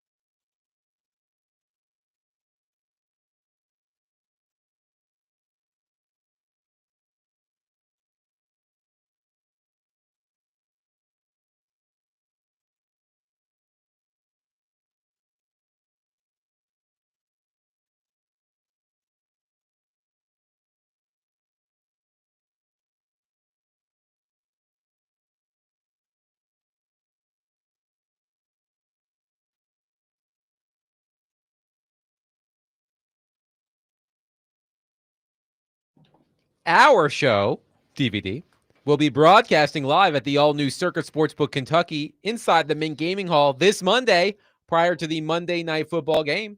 Head up there and watch the Lions-Ravens game, plus ask about Circa's giveaway of a trip to Las Vegas for the Titans-Raiders game in October. We love heading up to Franklin, Kentucky to the Circa Sportsbook. We will be there again on Monday. You should join us. And again, you can ask about the giveaway to win a trip to Las Vegas to see the Titans visit the Raiders next month. Willie Donick, Derek Mason, Adam Vingan, taking your thoughts on the status of Brian Callahan. Again, today's word is bloodlust, or the adverb that I created, bloodlusty. I like bloodlusty. Bloodlusty works too. And I was reminded, as we were talking about this before the show, I was reminded of that long, wonderful feature, informative feature that our friend Teron Davenport co-authored with Jeremy Fowler on ESPN.com before the season. And I went back and I read what they wrote about Brian Callahan. And that's what I'm going to do right now. Quote, there was consideration given to completely cleaning house and sending Callahan on his way along with Carthon. Multiple Titan sources confirmed Callahan and Carthon had a close relationship, and having the number one pick gave Tennessee an opportunity to bring in a new general manager, coach, and rookie quarterback at the same time. But the front office took an honest look at the talent on the roster and factored that into Callahan's record in his first season. The front office didn't lose sight of Callahan being one of the league's in-demand coaching candidates when the Titans hired him. With a quote from Chad Brinker, quote, we wanted to give him, meaning Callahan, that opportunity to grow as a head football coach. We felt like another year to grow into that, and we're going to need to see that growth. We believe in Brian, and we think he's going to get there, so that's why he was retained. Now, through 2 games, don't know if you've seen much growth. But it is 2 games this season. I know you have the 17 last season, but as I just read, the Titans, when they were making the decision to keep him, what did I just read? The front office took an honest look at the talent on the roster and factored that into Callahan's record in his first season. So through 2 games, haven't really seen that much growth. But I just wanted to remind all of you what Teron Davenport and Jeremy Fowler reported before the start of the season. I think that's a good reference point, and I would throw out, too, they have not had Sweat. They have not had Latham on an already thin roster. Like, there are circumstances for why you haven't seen growth. And I will say, there's no doubt that he did not do himself any favors of the Io Manor non-challenge and then how he handled that. That hurt his street cred a lot. And then the game management at the end of the first half, that hurt a lot. And not winning when you were +3 in the turnovers, that hurt a lot. So I agree that the first 2 games, the growth chart, if you were doing a chart, you don't, there's not a whole lot, right? You put the little Sharpie marker where you were at the end of last year. You haven't seen much since then. But it's early. It's early. Yeah, it is. Patience. I mean, again, patience is a virtue that cannot hurt you. Yes, but I think, again, it's just me thinking about this. When they're describing growth, because if you look at it over the last 2 years, you've seen growth in Peter Skoronski. You've seen growth in J.C. Latham before the injury. You've seen, your first year tight end. He seems to be, he's made some tough catches. He should have brought another one in, but he seems to be developing how they want him to. Alec Almaner seems to be, after 2 games, developing. DK is developing in the area that they have tasked him with, and that's the returner. Your return unit is getting better. So when you look at it from that standpoint, there is development. There's things you can see if you look close. And that's why I believe that, yes, in their mind, in Brinker, in Borgonzi, and they're only going to use that gaffe of not knowing the rules. They're only going to use that if they really want to fire him. They're gonna, if they just really want to fire him, that's just gonna be an extra cherry on the top. Yeah, we'll throw that on there too because we want to fire him, make him look incompetent. That's they don't care about that. And stuff like that happens with challenges and stuff. Don't care about that. And some guys know the rules, and some guys just too honest. I'm sure there are more coaches that don't know a lot of these rules than there are that do. But the ones that don't, they ain't gonna come out and say what Brian Callahan said. They're gonna they're not going to be that honest. And Brian will find that out the longer he's in the position as a head coach. But getting back to my point, it's the guy in the booth that's charged with that. That's the exactly job of that guy. That's why you hire other people. So, but back to what I was saying, it's about, because those guys are developing, I believe. It's about the quarterback, everybody. It's about Cam Ward. And if they see development in Cam Ward, the team is going to be, it's not going to be a good team. They already know that. This team is not going to be good. But if they see the development in the quarterback, can that quarterback get them an extra win or two? That's what we want to see. And if he does, that means the head coach / play caller is developing him. We just need to get him a better roster. That's the way I look at it. Okay. I'm going to make sure I think Brian, okay. Brian, this text is all over the place, but I'm going to attempt to read it. Brian says, all right, my mind's been changed. I was out on Callahan. But now let's say Cam has a 5-year career, so let's sign Callahan for an extension so there's consistency with Cam because we have to have consistency. Not. What year is this? 1995 with not jokes? Adam, this is one of those things that's triggered me and my blood is boiling. Yes. Because Callahan is the main problem with this team. We've gone from bloodlust to blood boiling. Listen, that's a form of lust. Yeah. It is a form of lust. You don't. Shackled by lust? That's what one of the billboards says over here. You don't give a head coach, extra years if he's not winning. Just because you figure, even if the quarterback is developing, just because you figure, okay, in year 5, the quarterback can be great. So I'm going to say, no, you sign him to a contract. And as the contract comes up, if you see development in the quarterback, you see the team doing well, then you extend him to a contract. You just don't outright sign him to that if you don't feel that is needed. Because if the team's doing well, the coach ain't going nowhere, especially, and I mean especially, if he has a quarterback, that coach ain't going nowhere. Let's see here. My most concerning thing, according to the unnamed texter, my most concerning thing is the disturbing trend of not showing up in the second half going all the way back to last season. They're a good first half team, and then after halftime, it's like a whole new team on the field. Is it lack of roster depth or coaching or a combination of both? Doesn't help Callahan that his predecessor basically made his name on doing more with a lack of talent. Willie, what have you been saying for the last 4 years? This roster isn't what? The draft picks. It's just a lack of them. So the whiffs on the draft, and when you really look, and we've given some examples of how well some of these other teams have drafted, like Anthony Richardson was right now it's threatening to be a complete waste of the 4th overall pick. Possibly. It's the way it's going right now. Maybe someday he'll bounce back and be of some value. But what you're not talking about right now, because they're getting pretty good quarterback play, some of the other guys that they have drafted have picked up the slack, and they've got a pretty decent roster. The Colts have drafted pretty well. They just have not had the quarterback play.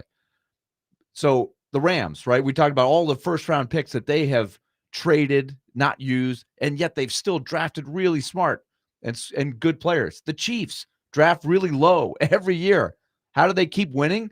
They make really smart draft picks. They're getting guys. The Titans have drafted so poorly for so many years. It is catching up to them right now, and that catches up to you as the game goes along. You don't have the horses to play, and it hits you in the 4th quarter. Exactly, and that started in the last 2 years of Vrabel, because those older guys started getting hurt, and those younger guys that were supposed to, sort of push the older guys out or let them sort of bow out with grace, those guys were not being developed. So when we needed them to play, they couldn't hold up for a full 4 quarters. So even before Brian Callahan came here, the roster was telling you we're not good at it. We can't hold up for 4 quarters. We just can't do it. More than likely, we'll play a good first half and be competitive, and then the second half, we just don't have enough horses to run the race of a 400-meter race. Just can't, or a mile race for horses. A mile race. We can run, halfway, but we can't do the rest of the way. Bob says, John Robinson screwed this up. Rand Carthon didn't fix anything. Brian Callahan walked into a bad situation. He isn't responsible, ...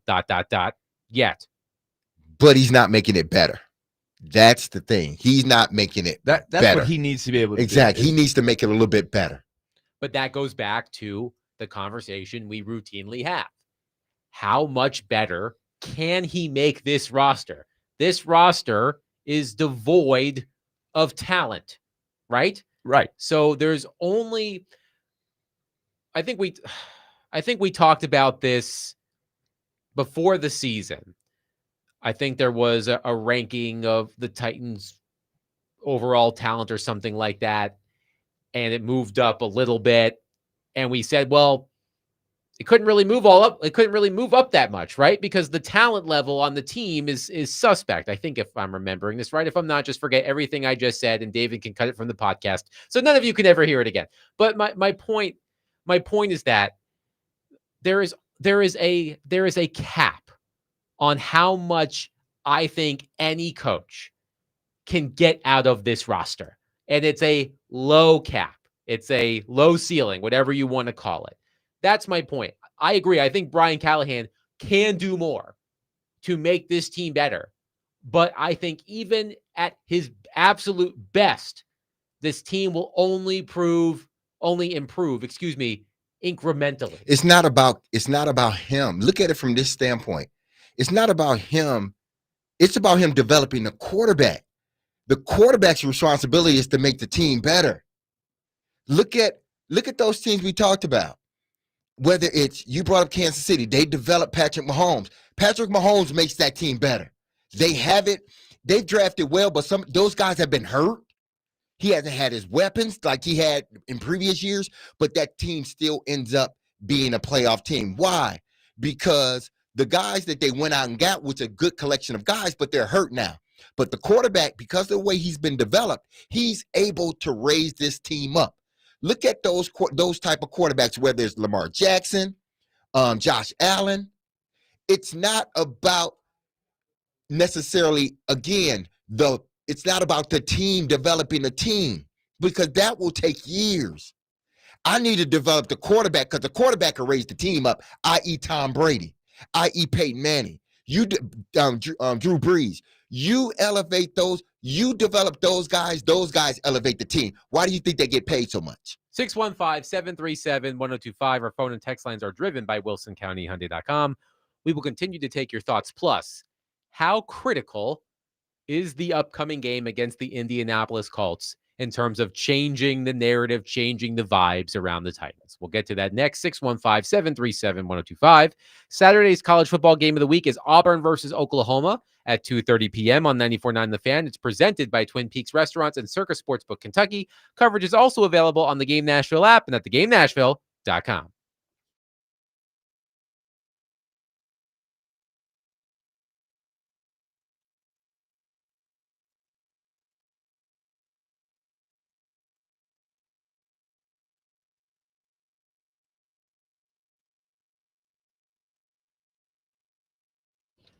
Derek Mason here, and if you injured yourself in a motorcycle accident, go to lawtigers.com for your free case evaluation. Even if your accident was months ago, you have nothing to lose by calling Law Tigers.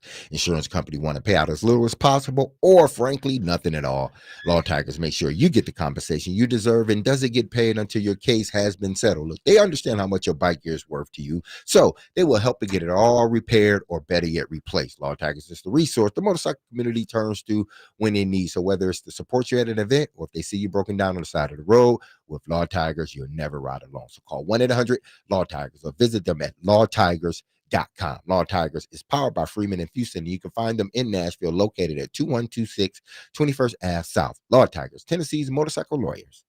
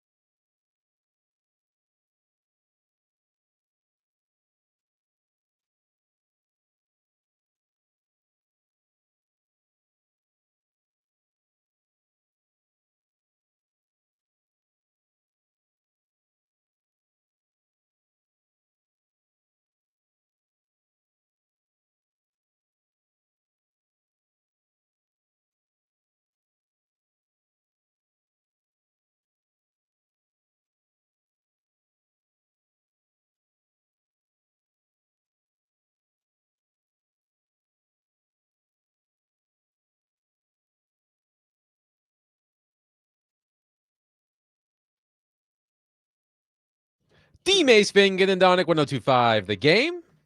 Broadcasting from the Busy Bee Plumbing, Heating, and Air Conditioning Game Nashville Studios, home of the $99 yearly Beehive membership, where the buzz is always about great service. Willie Donick, Derek Mason, Adam Vingan, and David Janes here with you.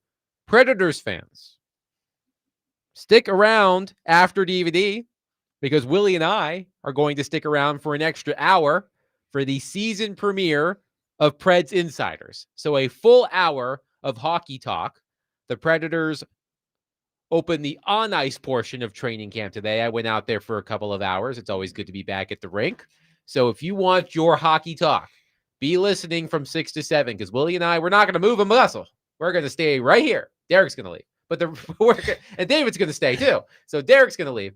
But the rest of us are going to stick around, and we are going to have a full hour of hockey talk. Did you wear your customary? Well, I guess you did. No sleeves, no jacket. You just went in like that. Surprised you didn't have on shorts.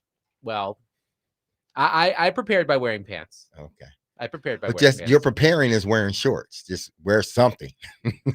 Yes. Our word of the day is bloodlusting. Yes. I have been bloodlusting for some hockey talk, in-depth hockey talk. Adam, I think you're in that same category. So we are here. So y'all bloodlusters.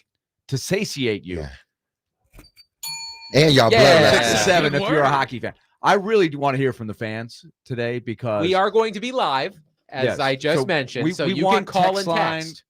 Yes. And we've already had some people on Twitter saying, hey, I want to know this.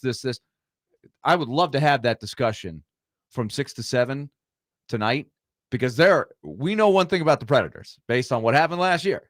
They have a lot of question marks. A lot. Right? And they know it. And what was Barry Trotz's line today? Oh, it was so It's good. a great line. Barry Trotz, I got to pull this up. I did not get to Barry Trotz's news conference today, but Barry Trotz said, tongue in cheek, quote, "We've proved the experts wrong 2 years in a row, and we're hoping to make it 3. So there you go. There's a lot of question marks. So there's a lot to discuss, and we haven't talked a whole lot of hockey the last month or so, which is kind of how it goes, right? Until training camp starts, you don't talk a lot of hockey when football gets cranking, but we want to hear from Predator fans next hour. So Predators fans, be listening from 6 to 7. We are going to be live. We didn't do too many live editions of Preds Insiders last season. But it's on now. But you can join us as well. You can call us and text us. Pull up. We will get to that at 6 o'clock. In the meantime, the Tennessee Titans host the hated Indianapolis Colts at noon on Nissan Stadium on Sunday. The Colts are looking to start 3-0 for the first time in 16 years. The Colts became the first team in NFL history to score on each of their first 10 offensive possessions of a season, and the first team in the Super Bowl era to not punt in either of their first 2 games in the season. I also believe the Colts have not gone 3 and out at any point this season. So the juggernaut Indianapolis Colts, spearheaded by Daniel Jones and Jonathan Taylor. Indiana Jones. I don't care for that nickname. Danny Dimes. It was Danny Dimes for a while. It was. Now it's Indiana Jones. Better days. Indiana Jones. I like so Indiana Jones. It's an interesting matchup because the Colts have been the surprise, I would say, of the early NFL season. By the way, the Titans injury report from today. J.C. Latham did not practice once again with the hip injury. L'Jarius Sneed once again did not practice with the back injury. T'Vondre Sweat was limited in practice today with an ankle injury. Kevin Zeitler did return to practice today. He did not practice yesterday. He did return. He was limited with a bicep injury. Jarvis Brownlee showed up on the injury report today, limited with an ankle injury. So keep all of that in mind as the Titans prepare for the Colts. But here's my question to start off this hour. How critical is this game in terms of changing the vibes around the Titans? We've been talking for the first 2 hours of the program about how many of you are already done with Brian Callahan. You want him gone. The season is lost. It means nothing, which sucks to hear 2 weeks into a 17-game season, but that's how it's been around here. All of the AFC South teams are playing each other this weekend. The Colts, of course, are playing the Titans. The Jaguars are playing the Texans. Houston at Jacksonville at noon on Sunday. The Texans could be 0-3. The Jags could be 1-2. You could be 1-2. The Colts could be 2-1. Now, before you text and get all angry at me, I am not saying the division is in their grasp and they're going to win the division if they beat the Colts on Sunday. I'm not saying that. But there's also another interesting aspect of this too. And Derek and I were talking about this before the show, and I think he thought it was a good thing. I kind of thought it was a bad thing. That this is the Titans' final home game for a month. They played their next 3 games on the road at Houston, at Arizona, and at Las Vegas. They are not back at home until October 19th, 1 month from tomorrow, against Mike Vrabel and the New England Patriots. And I thought if they go 0-3 and then leave for 3 weeks, people are just going to stop caring because they're not going to be games to go to. Derek, you think it would be a good thing if they lost and went away for 3 weeks because they could get out of town and escape all of the noise. Yeah, you don't have to deal with, and I'm not saying that, after if they were to lose, say, this weekend and then have 2 more games back to back here, I don't think anybody would show up, honestly, based on what happened last week. And if they lose this week, then it is better for you to go off on a road tour, so to speak, because, it's one thing to be a lose, having lost your first 3 games and still at home is another to walk into the building and nobody's there to even boo you, or the people that are there, the few that are, they're booing you. So for me, I think it would be better if indeed, say, they got off to a 0-3 start. Them having that road swing would be good for them. Think about this quickly.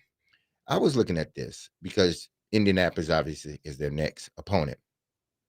Jonathan Taylor, Tyler Warren, Michael Pittman Jr., Alec Pierce, Josh Downs. Let's throw Adonai Mitchell in there as well. A.D. Mitchell. These guys have shown like flashes that they're going to be players on their team. All those guys, they all were draft picks. That's just on offense. Mm-hmm. You're talking about 7 guys that they can build around on off. That's offense alone. That's just the skill players. You can't do that with the Titans, and that's the problem. And these are all young players. Even Jonathan Taylor, who's on his 2nd contract, he's under 30, I think. So you're talking about all these young players in their 20s. Only thing they needed was a quarterback. And they think they got one with Daniel Jones, who is a reclamation project from 2 other teams or 3 teams. Oh, man. I was laughed out of the building when the Giants let him go. I said, I really wish we could have the tape because this would really make me look smart. But you are smart. But I said he's gonna get a shot with somebody. Mm-hmm. As bad as he's been. And then remember what happened? The Vikings grabbed him, and he was able to sort of recalibrate. Yeah, he hit the market, and the Colts paid him what, $13 million, which is not nothing, right? To come in. And there were a lot of people who said, oh, man, what does it say? You know that Daniel Jones is not a reclamation project. It just proves that there's a guy every year. Mm-hmm. Pick whoever that is. Maybe Mac Jones is the next guy. Backing up right now in San Francisco. We're going to see Browning is not a reclamation, the backup for Burrow. But they're out there, right? Mm-hmm. So Jones has been able to execute the things that they have wanted to do on offense, and he's lifting up the personnel, to your point, D-May. So it was there. They just couldn't get that level of play. We'll see if it's for real week in and week out. And I think the Titans' challenge is to see how can they break that comfort zone. Like, they're pitching a perfect game right now. Mm-hmm. Let's go to our friend Mark in Nashville on our phone line, driven by Wilson County, Hyundai.com. Mark, go ahead, my friend. Hey, what's up, Adam? D. Mace, Willie. What's going on? Hey, I'm sitting there listening to y'all. You got a hot team coming to Nashville this week. Daniel Jones. Adam, put some respect on that man. He graduated from Duke. I mean, that's your favorite. Now, I'm not sure if he graduated, but he did attend Duke. That is correct. Well, he got enough money. I'm sure he went back and got his degree, Adam. But put some respect on Daniel Jones. You don't have to tell me twice, Mark. Yeah. Well, number one caller here, Mark in Nashville. People message brought to you by Pinnacle Bank, Kia Dillard. No free shouts. Yeah, but hey, you got a Shane Steichen. He was coaching for his job early in the season. Daniel Jones 300 yards last week. Rejuvenated Jonathan Taylor, D. Mace. Mm-hmm. You got Pittman, you got Warren. You got a heck of an offense there. I mean, their defense is good, and they beat the Denver Broncos last week at home, a team the Titans didn't beat. So, I mean, that's a hot team coming to Nashville. The next couple of games y'all are talking about, the Raiders, Vrabel, and Houston, and all, man, they could come back 0-6 after that run right there. So people are not going to forget what's going on with this team. And as far as drafting D. Mace, I've been saying for years, when you sit there and drafted Sharonsky and you drafted Latham, you knew your team was bad. You should have been trading those picks back and getting multiple picks to improve that team. That's how I look at it. But, hey, Willie, hadn't forgot you, man. Go Dodgers. I hope they make the playoffs, Willie, but it's looking grim right now. I know you're sitting over there in that desk, and I know you hear me. Oh, I'm hearing you, Mark. The Mets got the job done today. Now I'm actually rooting for the Dodgers tonight because they're playing the Giants, and we need to keep those teams behind the Mets a little further back. And the Mets might actually play the Dodgers in the first round. Could happen. It could happen, Mark. Yeah, but first thing first, Coach Willie does thing, not put the cart before the horse, ever. Yeah, I know he does. And another thing before I go, Willie, watch out for those Cincinnati Reds. Willie, you got to give. I'm looking over my shoulder.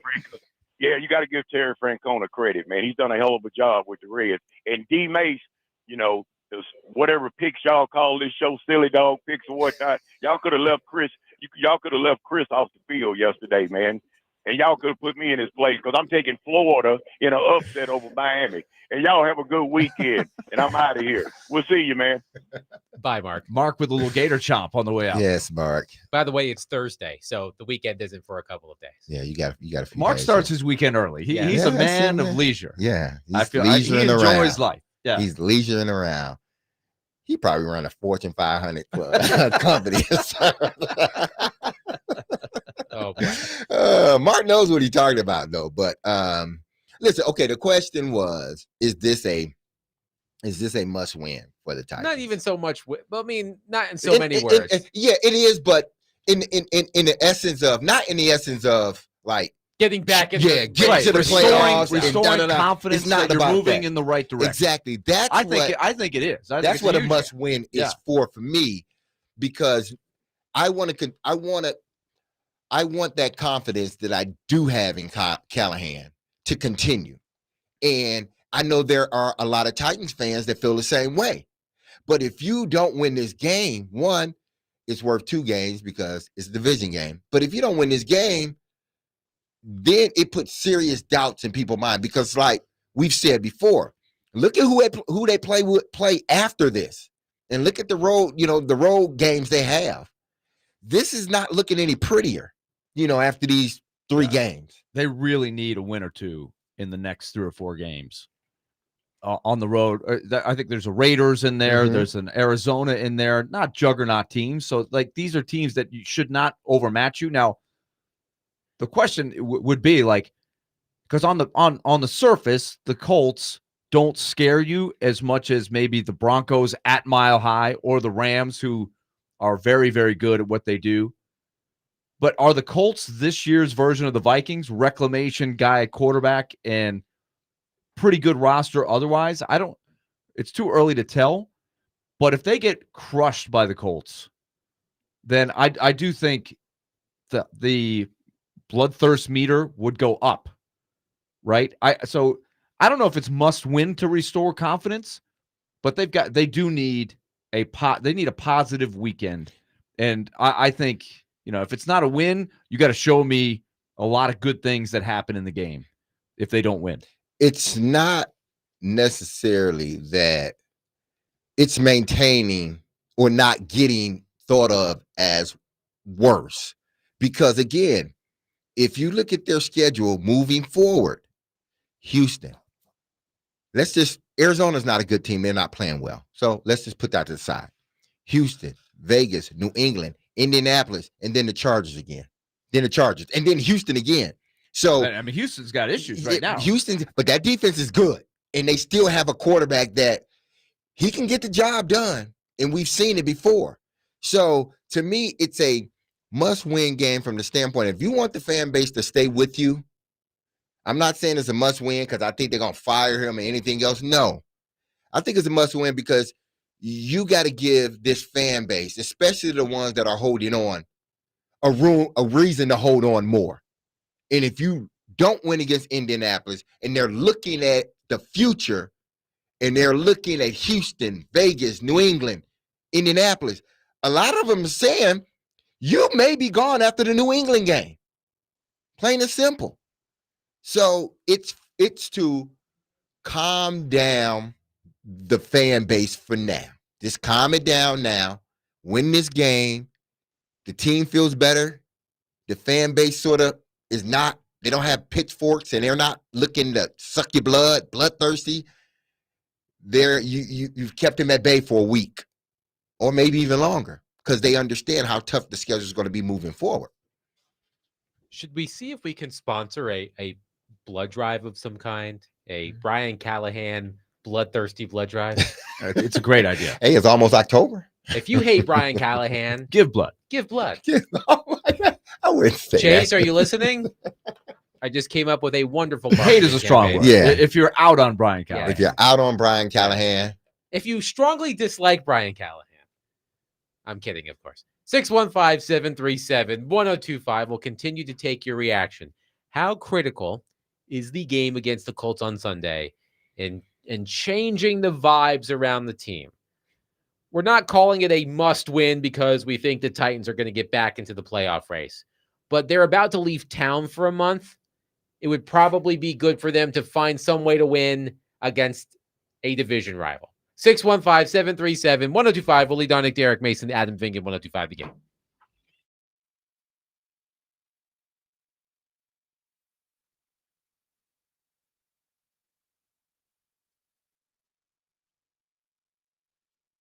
All right, let's talk Loan Pronto. Remember, Loan Pronto is delivering the lowest mortgage rates in 3 years, so it's not going to stay this way forever. So look into Loan Pronto's rate reduction home loan program. It's streamlined, it's low cost, and you can slash your house payments by hundreds of dollars a month. You can lock in to a lower monthly rate. Right now, they're locking in fixed rates as low as 4.99% APR. You can close in as little as 2 weeks, no appraisal needed in most cases, and you can skip your next 2 house payments entirely. Call 615-499-5780 or go to loanpronto.com. That's 615-499-5780 or go to loanpronto.com. Lock in, lower payments, more money in your pocket as a result. Fresh start with a better mortgage. Loanpronto.com. Equal housing lender, NMLS 166-1781, subject to lender approval, NMLSconsumeraccess.org.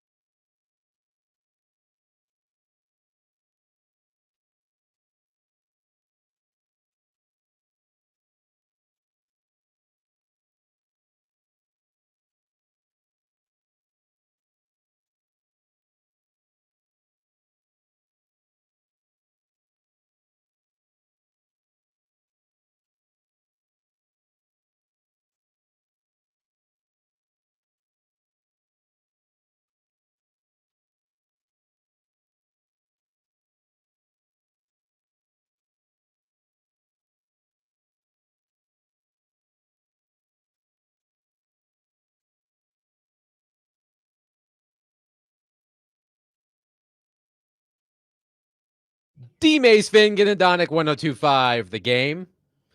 Chase texted us during the break asking if I had become a wrestling heel during today's program because I am a bit feisty. Will Ospreay is not a heel, but that's a great song. Let's get back to your phone, 615-737-1025. Let's go to Todd first. Todd, thank you for calling. Please go ahead. Yeah, I think as I hear all of the hate for Callahan, to me it gets back to Chad Brinker. And ultimately, I'm still astonished that given the lack of faith that Brinker clearly has in Callahan, that he decided to give him another year and then force Cam Ward to likely have to learn a new system in his second year under a new coach who is not vested in Cam Ward at all. So love to hear your thoughts on that. And if you think the Titans following the Bears model of changing out coaches and quarterbacks is a good idea. I'll hang up. Thanks. Thanks, Todd. I mean, we've talked about, how, that whole Chicago experiment, it wasn't conducive to developing a quarterback. It just wasn't. But now we're seeing, like, man, was it a combination of both? The coaching, the musical chairs with the head coach and offensive coordinator, or is the quarterback really not that good? So, changing coaches and offensive coordinators, 9 times out of 10, listen, if you do it more than not, then your quarterback is not going to turn out the way you want him to. So you want to make sure that if indeed he is the right guy, that you stick with him and give him time to develop this young quarterback, because that's what it's about. And I mentioned this the other day, that Cam Ward on multiple occasions since the start of training camp has unprompted said to reporters, paraphrasing here, I like Brian Callahan. I like working with Brian Callahan. I want him to be my coach for a long time.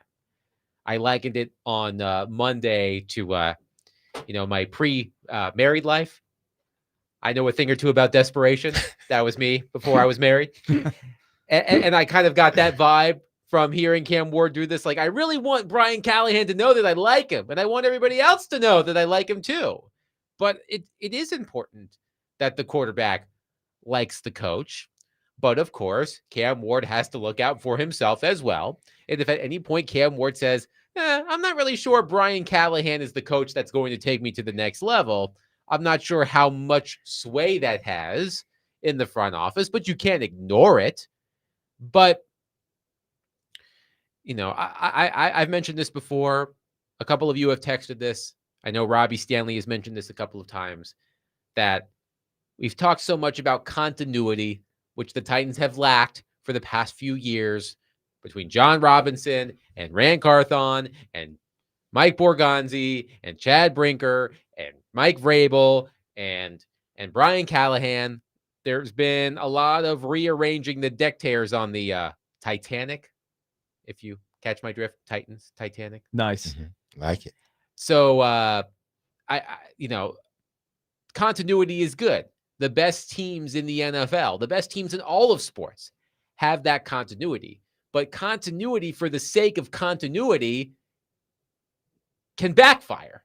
Mm-hmm. So I think that's important to keep in mind as well. That's why I think Chad Brinker's viewpoint is very important in this. So the caller brought his name up because there, historically, in my mind, there's no doubt that Amy Adams Strunk is influenced by the noise of the fans. You can't help but not be. I mean, what's the word you use to describe Amy Adams Strunk on a regular basis? Wild card.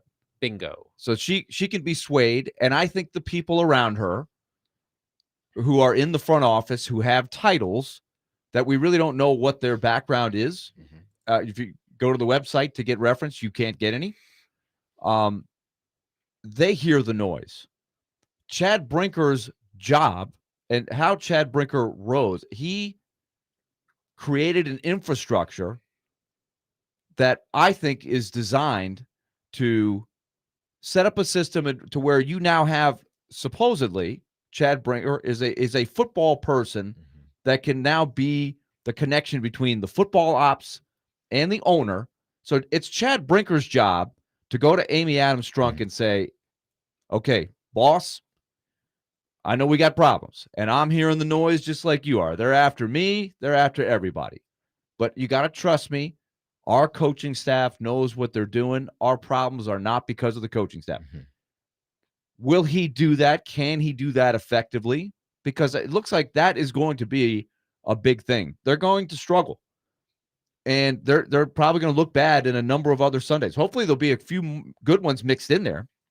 But in the whole focus of the big picture, let's have a really good team when that stadium opens, and we'll have our quarterback in a third year, and we'll have time to build some pieces around him.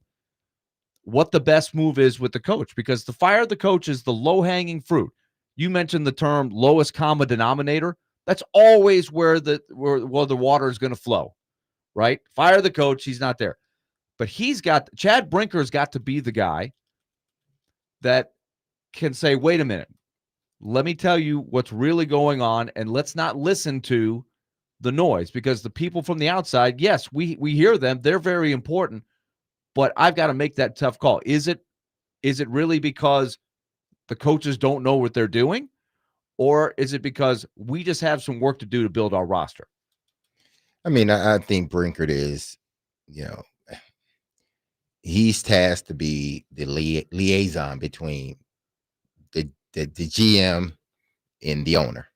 He's the guy that relays the message, and he's the guy that's, we want patience. Borgonzi, we want patience. Okay, Brinker, we want patience. Now I got to relay that to Amy. Patience. We're preaching patience. So I'm the guy in the middle. We got to make sure all of this works. So if you're preaching patience, then you got to allow the good and the bad to happen, because you're asking for patience because things are not going well. That's why you're asking for patience. If things are going well, nobody's asking for patience. They're saying, make it more. I want to win more. I want more good stuff. But when things aren't going well, then it's, okay, let's have patience here. Well, if you knew coming into the season what your roster was, and you said on the front hand, patience, everyone, not only am I talking to my fan base, but that is a subtle, that's a hint to the owner too, patience. Because this is what we all agreed upon, right? All three of us, GM, head coach, and me, GM, owner, and I, this is what we agreed on. Patience. So patience, fans, patience, owner, patience.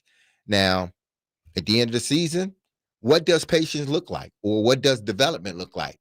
Well, if he has his job, then we know what it looks like, depending on the record and everything else. If they're looking to get another coach, then obviously we know he failed. So I'm reminded of that story I referenced earlier that was written before the season by our friend Teron Davenport and Jeremy Fowler on ESPN.com. And I'm paraphrasing here, but it was reported in that story that the sense on the ground in Tennessee is that modest progress from the Titans could be enough for Brian Callahan to stick around. So what is our definition of modest progress? Are you looking solely at win-loss record? Are you looking at offensive performance? Are you looking at... I'll tell you what my number one thing is. All right, let's hear it. Are you finding some pieces, young pieces, that are moving in the right direction? And obviously it all begins with Cam Ward. He's the biggest. But DK, Io Manor, what's going on with Sweat and Latham, Skoronski, Cedric Gray? These are the key things to me. And it's not going to show up in wins and losses, but how many holes do I not have to fill for what? Because I need to limit the amount of holes they have right now on their roster are plentiful, right? And you only have one first-round pick right now. You can't fix them all, and you certainly can't fix them all in free agency. So if they can get some hits, which they have not had in so long, we mentioned the 4 drafts, 4 years of drafting have yielded them 2020 through 2023 have yielded them Chigakonkwo, Roger McCreary, 2 okay players, Peter Skoronski, a pretty good player. That's 4 drafts. Those, I believe, if people can challenge me, those are the 3 best players from 4 drafts. So think about all of the holes that leaves. That's supposed to be your foundation. So now you're looking for answers there. So to me, that's the key. And they like to tell you, we got all these young players playing.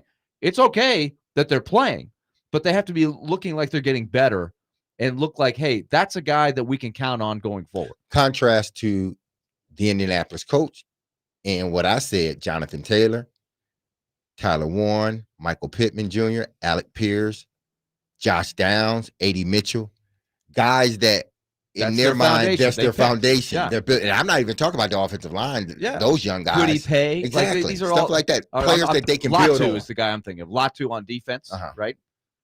Those are guys that they can build on. The Titans, unfortunately, they don't have a bunch of those guys. Those guys are. It's just like trying to find something in the dark. Well, what is the stat again, Adam? 5 out of 16 top 100 picks are still on the roster. Yes, I looked at the From the entire last how many AFC years? South between 2020 and 2024. 5 of the Titans' 16 top 100 draft picks, including Tajay Spears, who was not on the initial 53-man roster because he was on injured reserve, but I included him anyway. 5 of the 16 top 100 picks were on the initial 53-man roster. 5 of 16. Yeah. The rest of the AFC South, that number was above 50%. The Colts, I think it was maybe 70 or 75%. I can't remember the numbers, but clearly a disadvantage for the Titans. That those valuable picks that Chad Brinker has talked about, we want all of these top 100 picks. They've gotten 5 players out of it. Basically. It's just unfixable because you can't make up for it in free agency, not in football. It does not happen that way. 615-737-1025. We will continue to take your reaction, and we'll wrap up the show next. Willie Darnick, Derek Mason, Adam Vingan, 1025 The Game.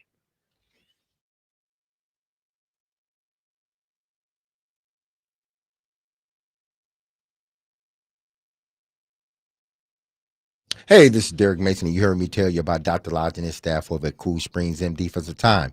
If you set out to lose weight, chances are it's not your first time setting some type of goal to shed some extra pounds only to face disappointment. But I got some news, and it's all good because at Cool Springs MD, Dr. Lodge and his team understands the frustration of this cycle, and that is why they offer a different approach to weight loss. Their comprehensive weight loss program is led by Dr. Jeffrey Lodge and addresses the root cause of weight gain with tailored nutrition, exercise, blood test supplements, and more. They will customize a program specific to you and you only. So connect to Dr. Lodge at CoolSpringsMD.com today to schedule your appointment for a personalized weight loss plan just for you. That's Cool Springs MD, where your weight loss journey becomes a success story.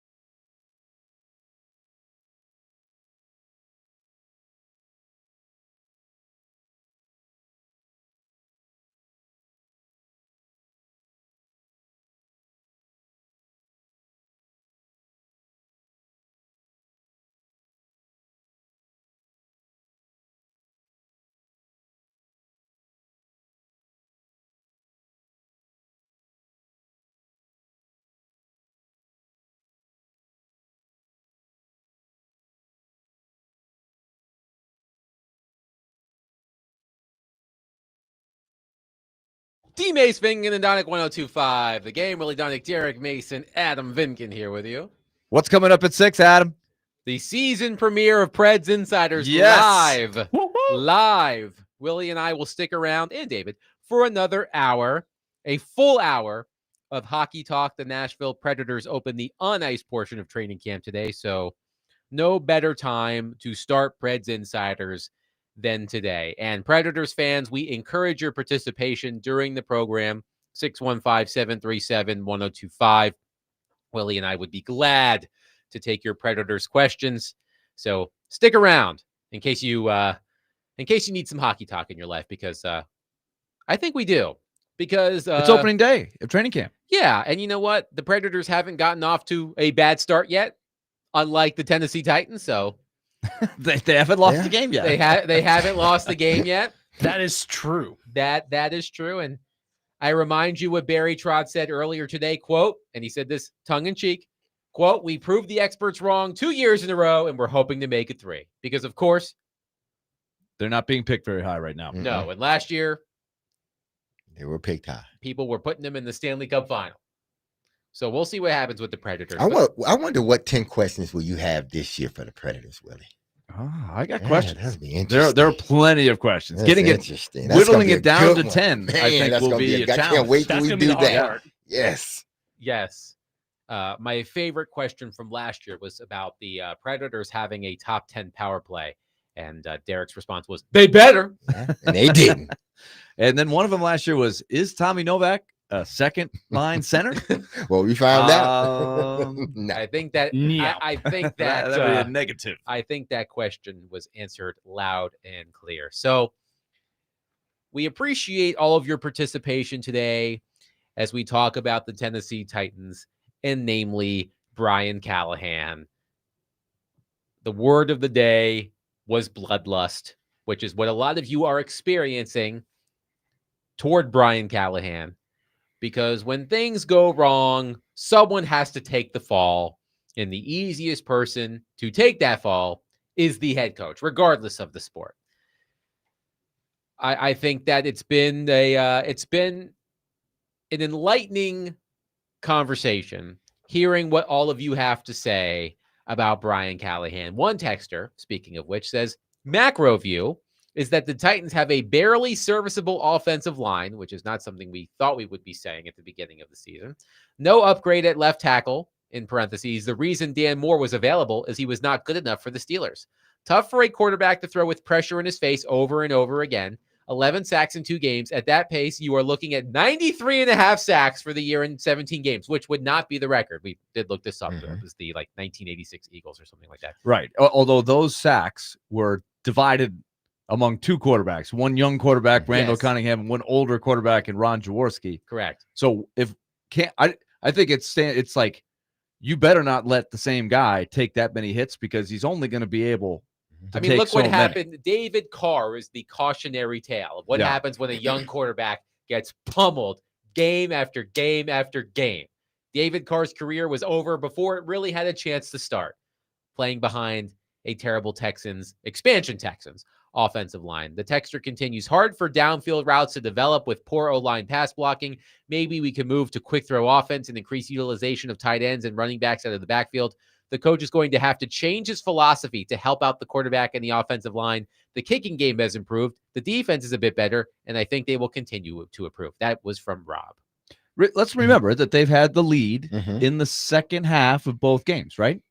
No, not in the first. Well, the first game, because Denver scored at the half and they were down. It was, remember they were going to be up 6-3. Didn't they take a 12-10 lead at one point? Am I wrong? No, they led in both. No, but they didn't leave at half. Not at the half. No, they did, because they came back down. They came back down and they kicked the field goal because they had the long return. You're right. Bam. Yeah, well, it was 10-9 at the half. So they were not leading. Not at halftime, but in the third quarter, didn't they at one point have a 12-10 lead in Denver? Right. I'm going to double check. Let's double check that. But, and this is like 2 ways of looking at it, right? This is glass half full. Despite the mismatch on the roster, they led 12-10 in the third quarter. With how much time left? Early in the third quarter, 11:56 left in the third right, quarter. And then it was 13-12 for a long time, and they missed the chance to go up 15-13, which they should have. all that to say, they've been in both of these games. They haven't been blown out of the water. They led 16-13 against the Rams with 5 minutes left in the third, something like that. And then the Rams zipped down the field in 4 plays. The Titans punted it back. And then eventually it was the sack fumble that was cashed in. All of a sudden, 2 touchdowns later, you're kind of out of it. But they've been able to hang around in games. Mm-hmm. Like special teams, I think there's a reasonable expectation that special teams could be a strength of this team after 2 games. That's one way you hang around in games. They also have only turned the ball over once in 2 games. That's another good way to hang around in games. They've got to get the penalties and down. And they've gotten turnovers. Yeah, they've got to get the penalties down. They have created some turnovers. What are they? +3, I think, 2 or 3. That may be +2. Which is right. They do have good. that one turn. I keep forgetting that Cam Ward was charged with the fumble at the very, very end of the Broncos game. Insignificant. Here are some interesting stats courtesy of Bill Barnwell.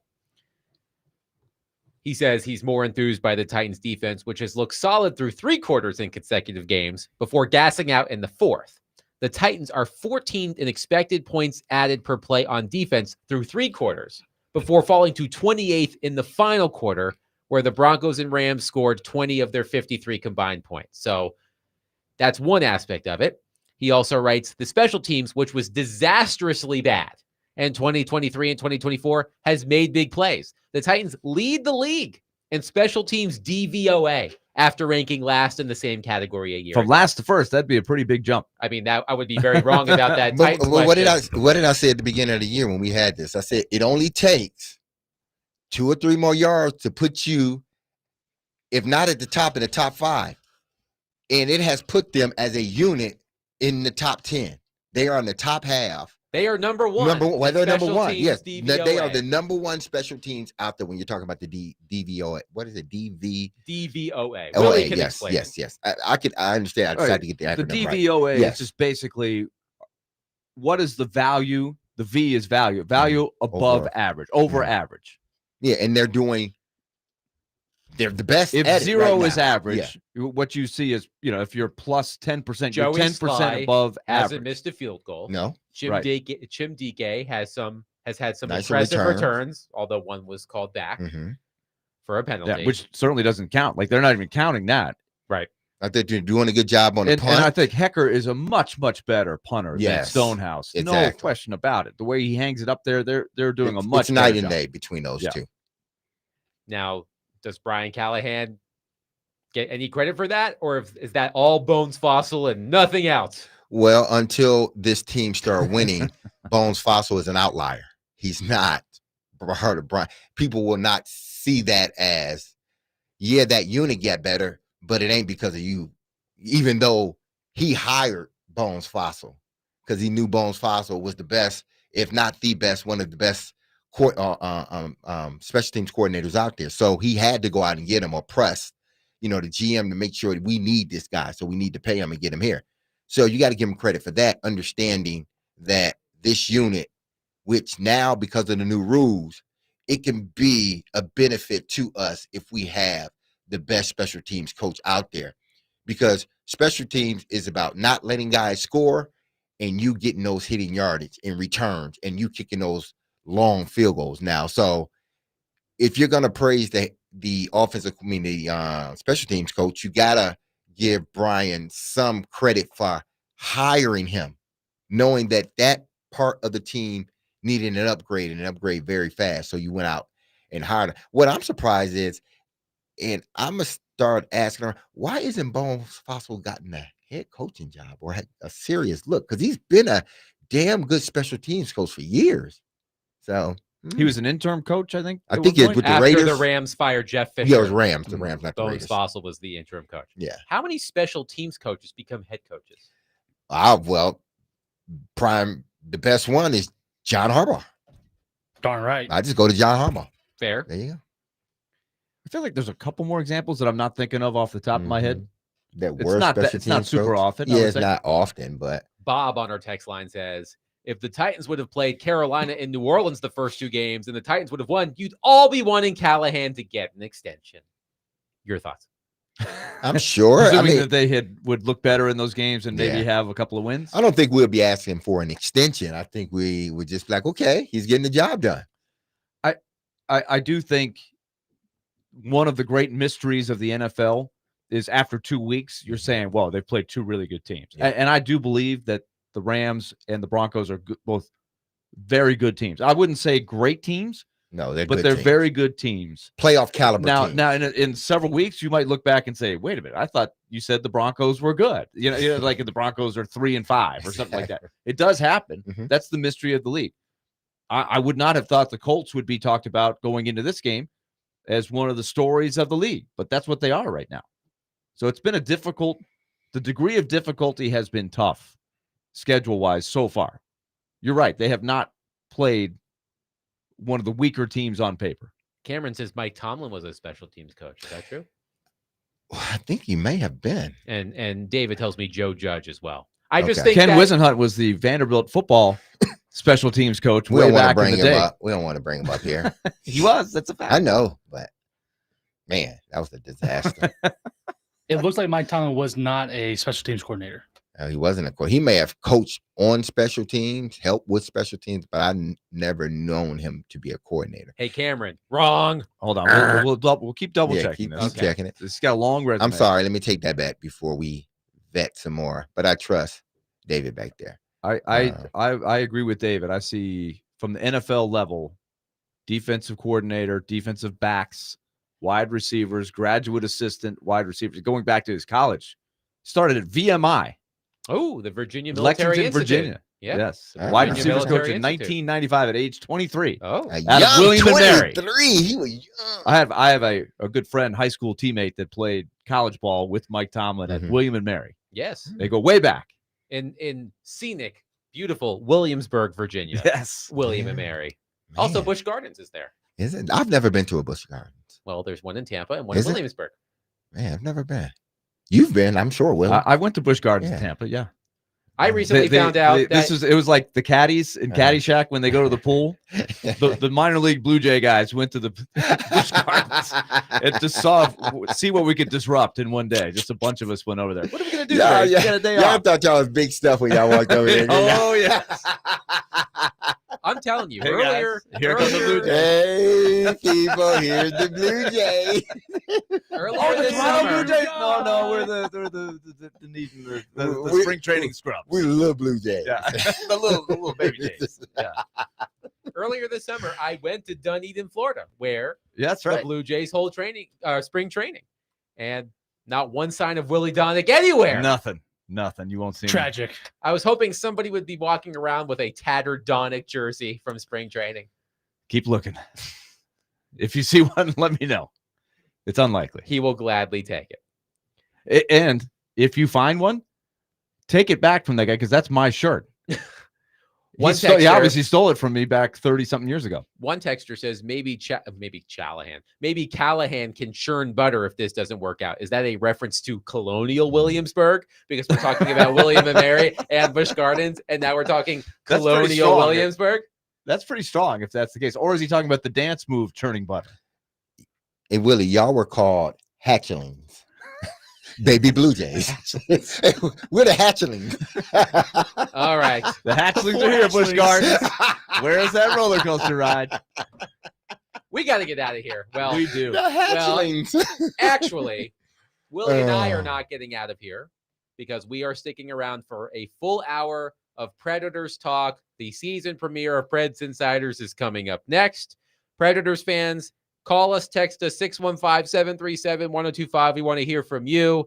Willie and I have been itching for some hockey talk, so we will do that coming up next. But the three of us will talk to you tomorrow live from Jimmy Kelly's Steakhouse in Midtown at 3 o'clock. Be loved, love on your people. Have a safe, blunt, wonderful day and blessed day. I love you. We love you. The hatchlings love you. Peace.